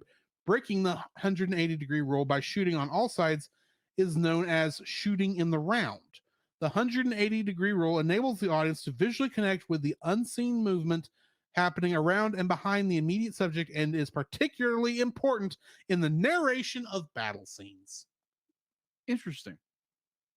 I thought that was interesting. That wasn't. Now I know what to complain about when I can't understand what's going on in a fight scene. Mm-hmm. They're breaking the 180-degree rule. The composition of the mob chasing Leech changes from shot to shot, with people constantly appearing and disappearing. Mm-hmm. When Scott blasts thunder, the Morlock is not visible through the blast, but the wall behind him is. This happens again when Jean blasts the Morlocks. The footage shown by Callisto is reused footage from Night of the Sentinels Part 1 that would have been impossible for someone with a camera to get. Yeah. Tar Baby throws goo at Gambit and Wolverine, pinning them against the wall, but neither X-Men are visibly moved when this happens. When pinned by Tar Baby's goo, Gambit moves his head beneath the goo. His hand beneath the goo. He does. Storm blasts the hinges to the door despite the bolt being on their side. Additionally, the bolt is not moved when the door falls. When Wolverine goes to attack the dead Cyclops, Gambit's eyes are normal. Gambit and Rogue Shadow disappear briefly when she takes him out of the tunnels. Mm-hmm. When chasing Callisto, Wolverine appears briefly in front of a wall. He then disappears behind it. Wolverine appears too large when walking outside Scott's cell. Yes. Wolverine cuts through only one side of the door while chasing Callisto, yet the entire thing comes off. Storm knows Callisto's name despite no one saying it when the X-Men arrive. Mm-hmm. When Storm and Callisto fight, Callisto's staff occasionally stops glowing. It does. The Danger Room last appeared in Night of the Sentinels Part 1. Mm-hmm. This is the first time Jean does any fighting, and the first time Jean uses her telekinesis. Mm-hmm. Morph's death in Night of the Sentinels Part 2 is mentioned. Storm's second bout of claustrophobia after deadly reunions. Wolverine is still recovering, or at least supposed to be, from deadly reunions when Jean mentioned the fighting. This is the first time Wolverine openly expresses affection for Jean. The first kiss between Scott and Jean. Mm-hmm. The first appearance of the Morlocks and their members. The first time Gambit is seen out of his uniform. Scott talking about a house dropping on him is the series' second reference to the Wonderful Wizard of Oz following Night of the Sentinels Part 2. Mm. Scott reveals that sunlight is the source of his powers. This is similar to the Silver Surfer and Superman. In this episode, Storm becomes leader of the Morlocks. Mm-hmm. Beast does not appear in this episode, and this is the first time he doesn't. Hmm. And that's all I've got for trivia, Okay. which I know is a lot. That is a lot of trivia. The way I'm getting these, I'm just kind of copying, pasting a lot, and then kind of skimming through to see, does this reference anything we don't want to talk about yet? Because you know how that Yeah. kept happening during Tangled, Yes. Oh my gosh. and I wasn't catching it because I didn't know to catch it. And or I would catch it and go, "Ow, I wish I didn't know that spoiler." Now you know. And knowing is half the battle. Mm-hmm. Anyway, what are your thoughts on this episode? I have so mixed feelings about On this the episode. meme episode, I forgot to mention this has 2 internet memes in it now. Yes, it does. Oh my The gosh. scene of Wolverine pining over this picture of Jean Grey, and Scott is in the picture also. But we see that very meme was used to announce X-Men 97 Yes, it was. Which is coming out this year. sometime this year. And then the other meme that is present in this is the one of Jean and Scott kissing, and then the next shot is pulled out, and you see Wolverine just standing there awkwardly. It's like, dude, give him some space. Or more like, well, this is awkward. Maybe I shouldn't.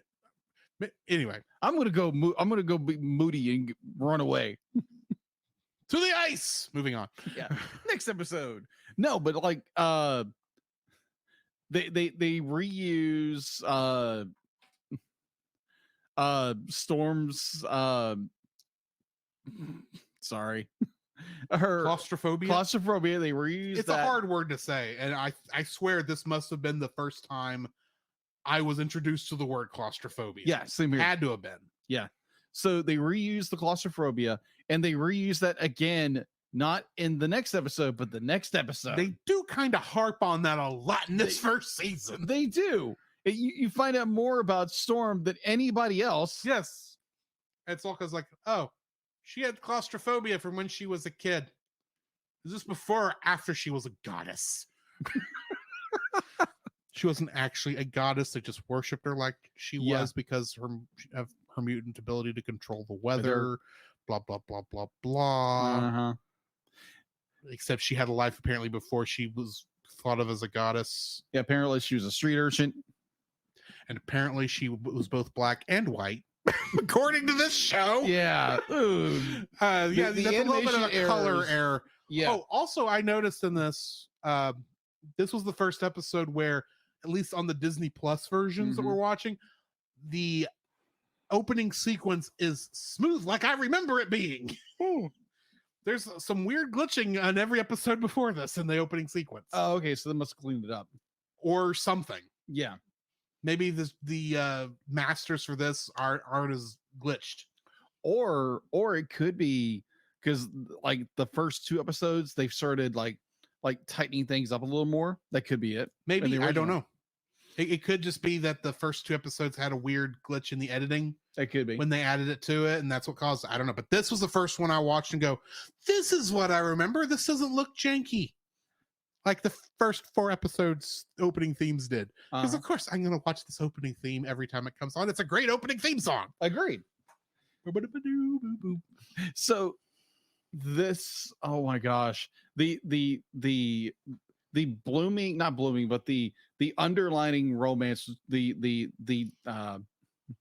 triangle between Jean, Cyclops, And Wolverine. and Wolverine.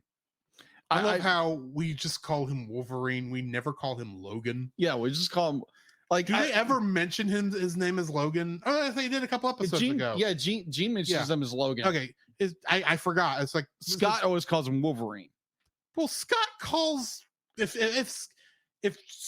Jean Grey wasn't just going by Jean Grey at this point, We because call no her one knew what to Marvel call her, Girl. he'd be calling her Marvel Girl, and when they're leaving the Phantom of the Opera, because she just calls him Cyclops. It's like, you know, his name is Scott, right? He's not named Cyclops. It's like a childhood nickname. Be like, hey, Cyclops is like, what? Yeah, it's like because of the visor.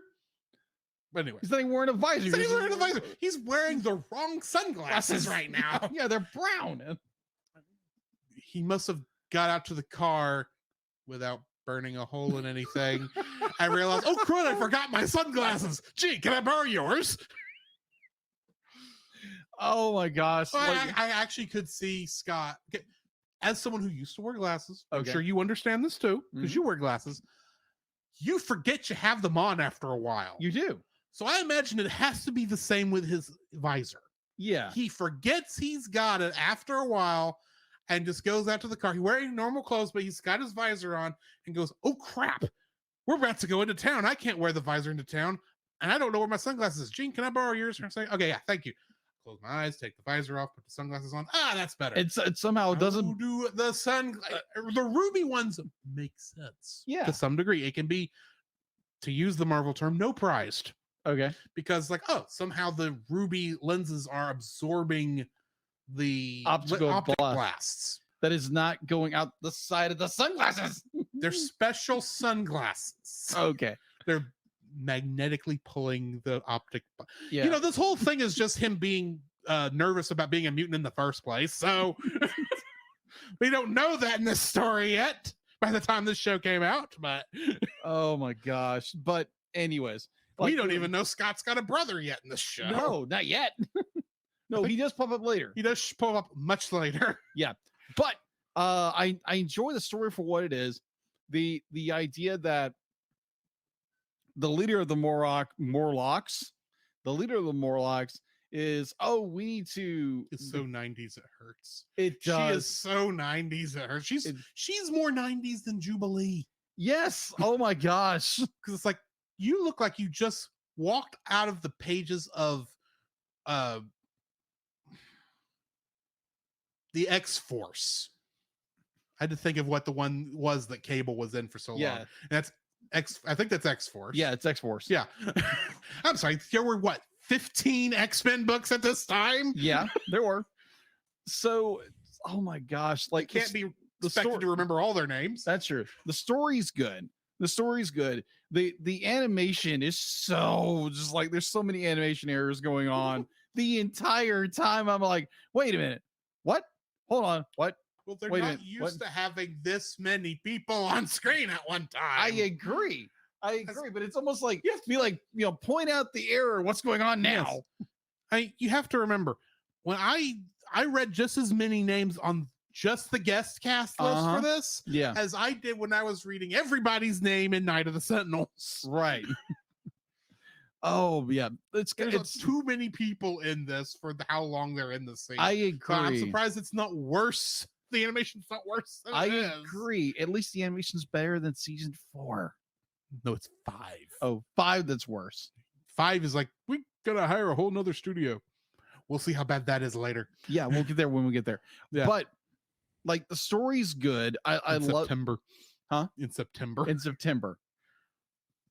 So when like this underlying thing of like the triangle between Mhm. Wolverine, Jean, and Scott. I love how they're playing into that. I love how they do that, and definitely how Wolverine be like, he gets his rejection and he goes pouts off and runs off. It's like Wolverine's missing. Dun dun dun. It's like, Uh, why are you telling me it's to be continued? This is what this show is. I mean, this is to be continued from the last episode, Sure. which didn't directly connect. yeah. Also, did you notice? I think it was this episode. It may have been the next one. I don't remember. Hmm. The painting error on the X Mansion in the establishing shot. Oh yeah, it's off. It's off completely. They've got the windows on the walls. To go back and watch that. Oh my! Good night. It's like, did you have a 4-year-old color this? Like, what were you painting in the dark? Yeah. It's like, how did you get it off this much? I Oh. understand it being out of registration. That can happen. And I get that the way this was shot, the way that matte painting was shot, you Mhm. probably had the black layer sitting on top of, all the other colors. But it's like, how did you get it off that much? Mm. you had to try for that. And the one that got me was the previously on X-Men. Be like they're showing all the clips from the previous episodes, and they're all out of order. They're out of order. And all those scenes, there's somebody talking in them because this is X-Men from the 90s. They never shut up. That is But true. no point throughout entire last time on X-Men, except for like 3 times you actually hear someone say something. Mhm. It's like, the show was not this quiet ever. Except for this one scene, apparently. This one last time on X-Men sequence where it's like, yeah, we're not going to quote and actually have any of the audio except for Sabretooth going, I'm going to escape. Thanks, Curly. Yes. So 90s. Oh my gosh. Well, I but think you do actually hear a Sentinel say something like, scanning for mutant life forms. It's like, this is such a weird thing to pick when you cut out everybody else's voice in this. Oh, the one that got me, during that previous is where it's in the chemical lab. In Yeah. the chemical lab, it shows The one Magneto- that the X-Men didn't need to go to because they didn't do anything. No, they But get didn't. in trouble. So it's the scene where Magneto he's blowing everything up, and the next scene it's Magneto coming in through the roof. Yes. It's like, why is this out of To order? save Beast. Yeah, To break Beast out of jail last episode. The episode before that. It's like, No, but it was in the no, it chemical. was the, it it was was the like, chemical. well, then how did the chemical factory get blown up if Magneto's just now entering? Yeah, They were just editing stuff together fast. yeah, This true. is Fox Kids in the 90s. I Very mean, true. we're lucky we got what we got. Yeah, that is true. So this episode, very good. Like as an adult watching it, it's like, wow, that's a lot of animation errors, but understanding there's a lot of characters. There's a lot of characters, a lot of animation errors. At the same time, who cares? This is a fun episode. I agree. That's the great thing about this particular show in general. There are lots of issues because of how cheaply the show was actually Mhm. made, which you don't think about when you're looking back on them. But at the same time, this was cool. It was. This was epic. I remember tuning into this every day. I think I was actually more excited to watch X-Men than Batman. Put that in perspective. Wow. That's the difference in time periods at this time. Agreed. Granted, Batman is a much better written show. Agreed. I think I even knew that at the time, but it's like, Mhm. no, this is X-Men. We're going to have laser energy blasts come out from 5 different directions, even from the psychics. The psychics are somehow shoot lasers out of their heads.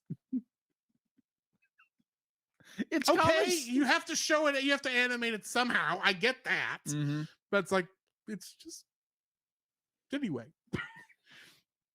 This isn't as weird as Magneto's electromagnet beams from 2 episodes ago Oh gosh. that kept changing color It as did. he was breaking Beast out of jail. Oh my gosh. Episode 3. Anyways, good episode. We do love the show, by the way. It's Yes. just fun to say, look at how bad this they did this. It looks so weird. It looks so weird. And it's like, oh, this is only going to get worse. It worse. It worse. Yeah, because they kept making the show cheaper and cheaper and cheaper. But the next episode's actually done better. Oh, yeah. because there was not much happening. I mean, there is stuff happening, but it's a lot calmer Yeah. than this one. This is not like thousands of Morlocks fighting not thousands, but a whole group of Morlocks fighting a whole group of X-Men. And then the next one was like Eskimos and the Wolverine beach. and Sabretooth. And guess what? The Geonosians don't like you people. But we'll get to that in the next one. Are you ready to jump into that? let's jump into that one. All right. Cold Vengeance, directed by Larry Houston and written by Michael Edens. Original air date for this was February 6th, 1993. In this episode, Wolverine abruptly leaves the X-Men in the middle of the night, wary of Jean and Cyclops' relationship. He travels to the Arctic, where he encounters a vengeful Sabretooth. He's pouting. Wolverine is stranded in freezing waters following the fight and is rescued by Inuit villagers. He befriends the Inuit and finds some momentary peace in the village before Sabretooth shatters the illusion of peace again. Meanwhile, Gambit proposes a journey to investigate the rumor that Geonosia is a mutant-friendly island, much to the intense disapproval of Cyclops. Professor X, however, sees potential in his suggestion and approves the mission. Storm, Gambit, and Jubilee head to the mutant-loving island paradise of Geonosia. Guest cast includes Don Franks returning as Graydon Creed Sr., aka Sabretooth. Mm-hmm. Paul Haddad as Kiwek. Unknown actors played Puyata, villagers, receptionist, and the Geonosian commander. Huh. I love the fact that we have people we have no idea who voiced them in this show. You think after almost 30 years, you think they've figured it out? Unless they were like random people working for Fox Kids or Saban that they said, hey, you want to come, jump in here. 20 years. Yeah, 20 years. Not 30 years. Oh, it is 30. 30 years. It is 30 years. That's right. Never mind. It's like, hey, accountant from who's working with the people over in working with Toei to get that Super Sinti show over here. You want to jump in and voice this this receptionist at the hotel? We'll pay you. We promise. Hey, it's like, hey, you ever wanted to be a voice actor on a kid's show? Here you go. Here you go. Yeah. In this, getting into the trivia for this episode, as I mentioned earlier, while Logan's picture of Jean and Scott is different, it does have a hole burned into it. While never shown on X-Men, in the comics, Wolverine is known for smoking cigars, and this is likely a reference to that. Oh. But yet we don't mention the fact that Wolverine scratched it in half the last episode. Oh my gosh. According to where I got this trivia, the phrase "revenge is a dish best served cold" is an old proverb whose origins are unknown. Except 10 years prior to this, we learned that it is an old Klingon proverb.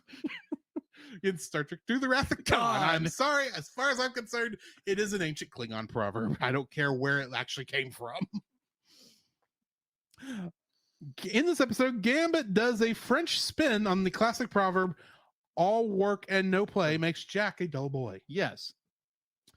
Kiwek's hat of the letter D in what appears to be Old English font. This is similar to the Detroit Tigers logo, but does not use their colors. Pan Am is likely a reference to Pan Air is likely a reference to Pan American World Airways, often called Pan Am. Mm-hmm. The company was the most popular airline until its collapse in 1991, just 2 short years before this episode. Mm-hmm. It was very popular to reference in fiction and still is done today. Yeah. The Inuit are the indigenous people of Alaska, Canada, and Greenland. So I like now I'm going to just think they're in Greenland. But they say the Arctic. Greenland is in the Arctic. You're right. That's true. It's all in the Arctic. That is true. But they say it's northern Canada, which is probably okay.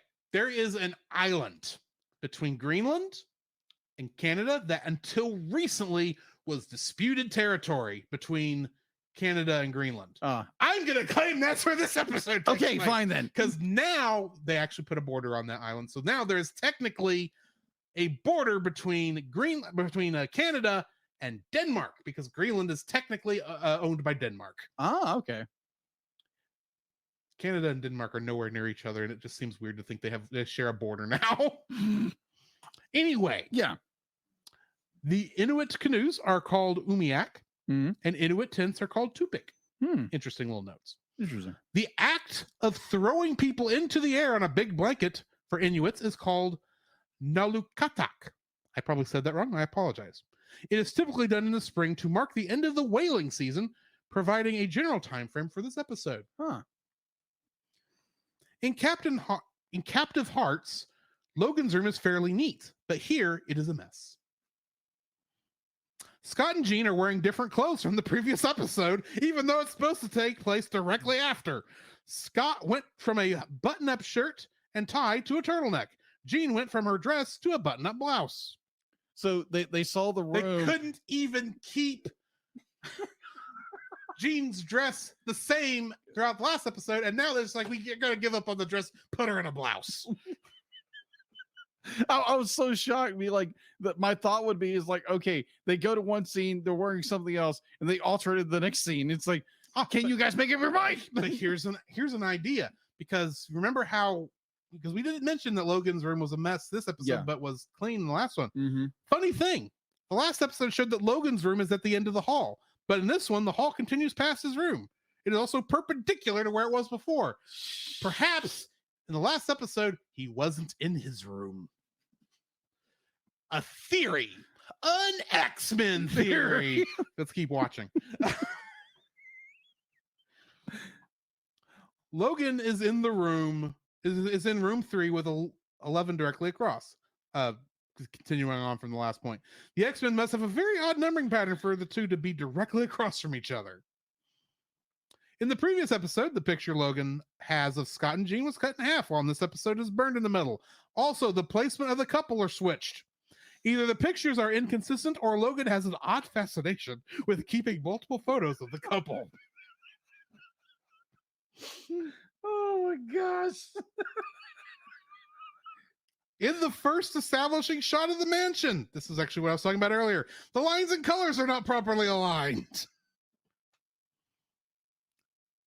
The episode implies the war room is underneath the mansion, whereas Deadly Reunion showed it at ground level.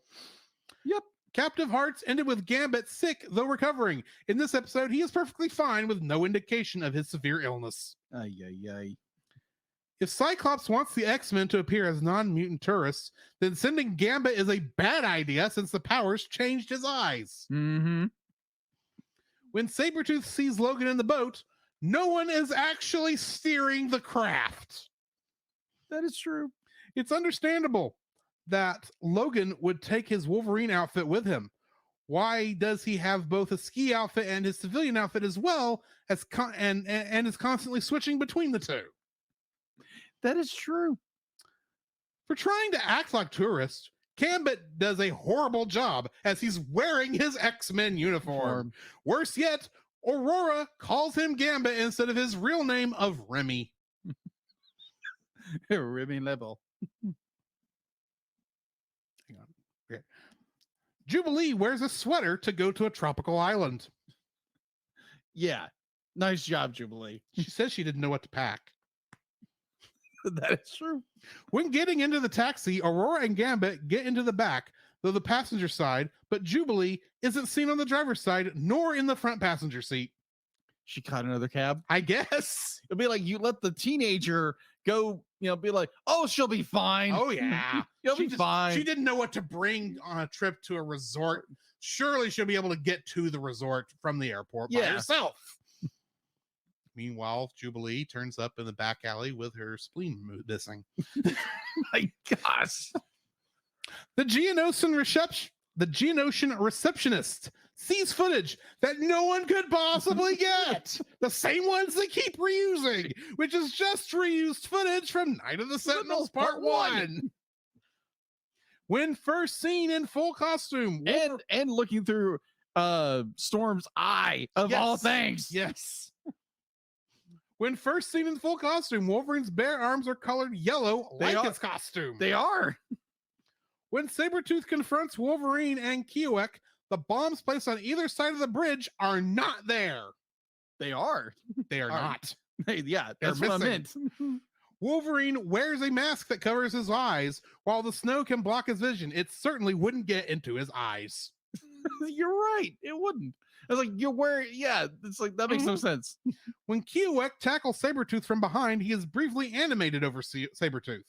He is.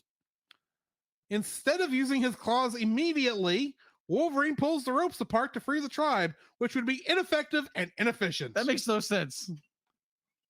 When the bombs are thrown off the bridge, the shot shows the ropes have been cut underneath and are hanging down. Jubilee's window becomes covered, but none of the other windows are. This immediately follows Captive Hearts. First appearance of Canada, though not named. Reveals that Logan is from Canada, or at least considers it home. First appearance of Sabretooth since Deadly Reunions, but is also the first time in the series he appears without Magneto being seen or mentioned. Kiowek calls Sabretooth a snow demon, which is something similar to the legend of the Wendigo. Hulk would fight Wendigo in the Incredible Hulk episode, and the wind cries, Wendigo. Appropriately, Wendigo has been a villain to Wolverine as well as Hulk, and interrupting their battle in Wolverine's first appearance in the comics. This is the first appearance of Genosha. Both Genosha and the Genosian Beach Inn were mentioned in the premiere episode Night of the Sentinels Part 1. This is the only appearance of the Genosha Beach Inn. The receptionist watches foot. I have said that. Sentinels last appeared in Night of the Sentinels Part 2. This is the second time Jubilee is captured by the Sentinels. Slave Island is the very next episode, and Rogue and Beast do not appear, nor are they mentioned. What are your thoughts on this episode? I enjoy where Sabretooth and Wolverine actually fight. The animation is so well done. I like the point where they're tossing and tumbling over each other, throwing each other. It's like they actually use references in this. Yeah. I was like, wow, that's actually impressive. Man, like a lot of the animation of this episode is very impressive. The story itself of Wolverine just can't catch a break because Sabretooth just wants to torment him. And yet we don't understand why yet. We understand later.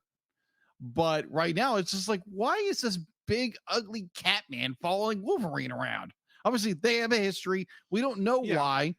Like, they're again, we've not even mentioned anything. All we really know is that they know each other, and we saw people who, if you had read the comics, you'd know were part of the Weapon X program by this point. But they've not mentioned anything about Logan's actual past. Exactly. On the other hand, we know so much about Storm because of her claustrophobia.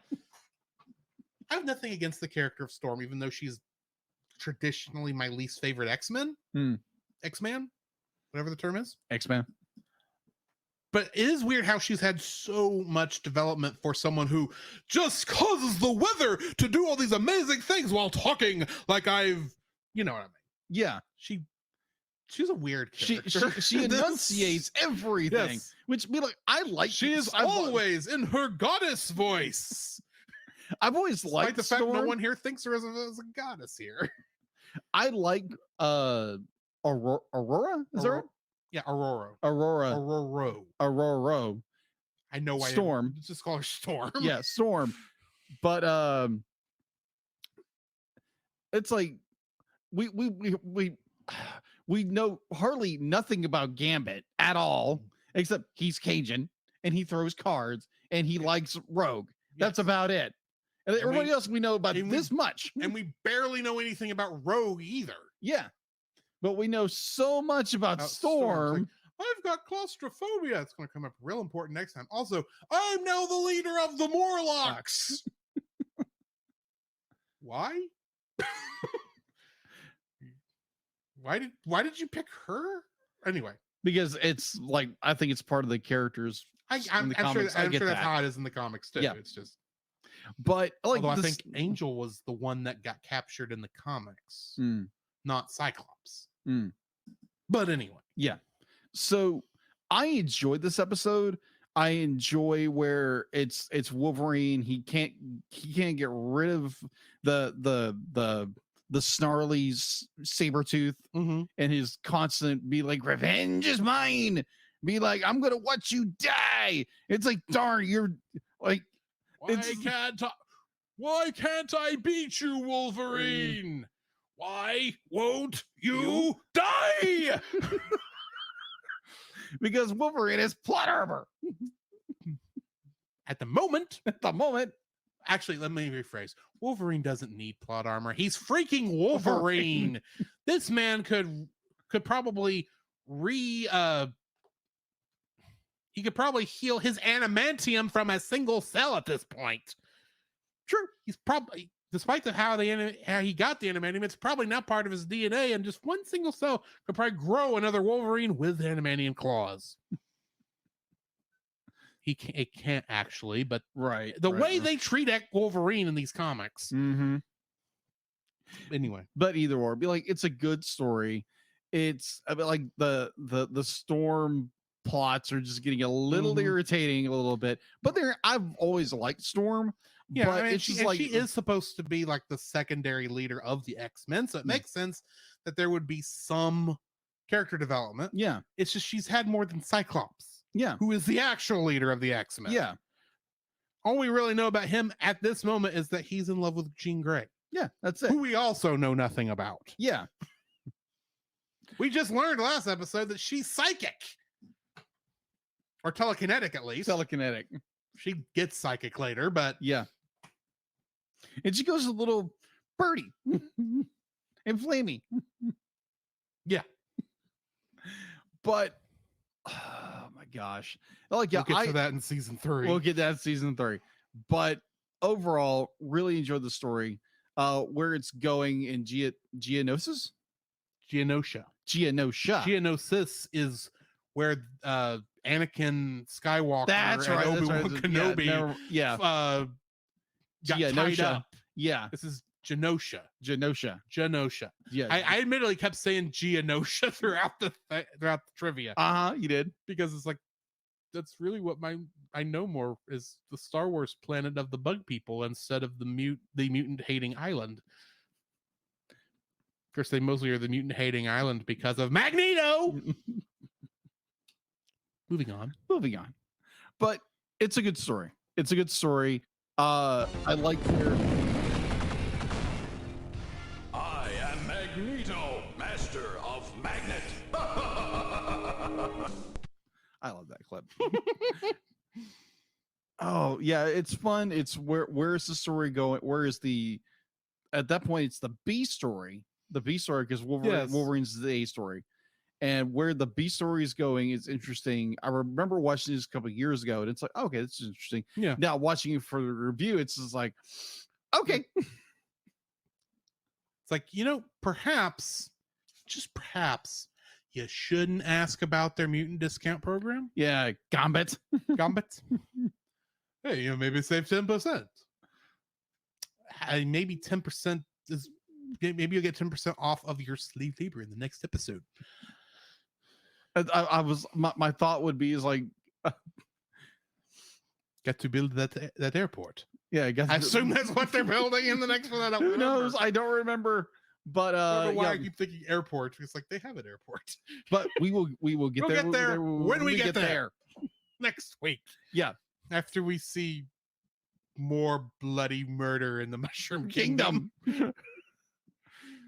I'm actually looking forward to the third and fourth part. The animation gets a lot better. Okay. There's also a very strange coincidence in the next one. Okay.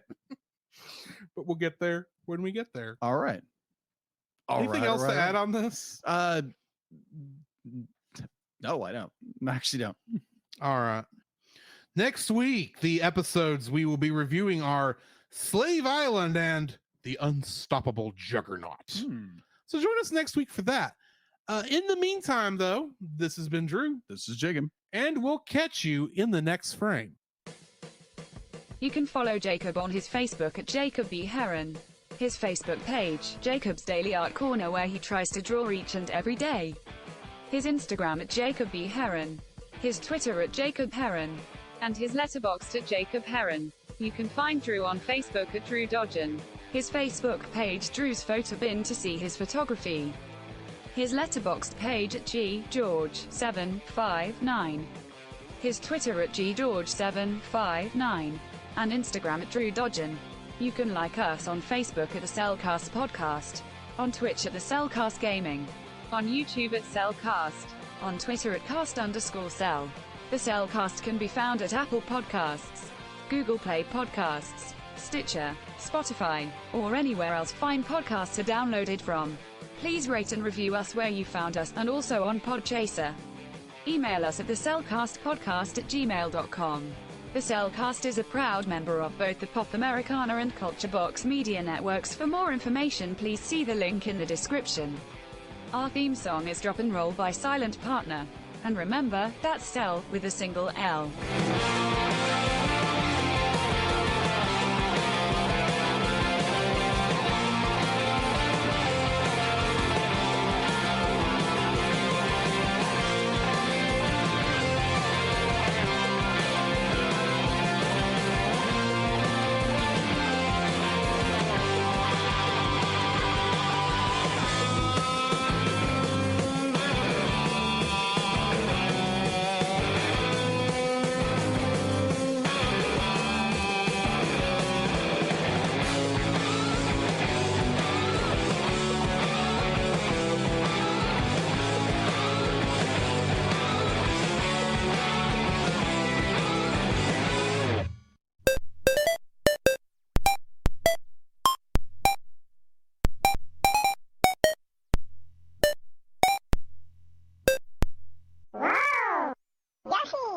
This one's for you, Mario.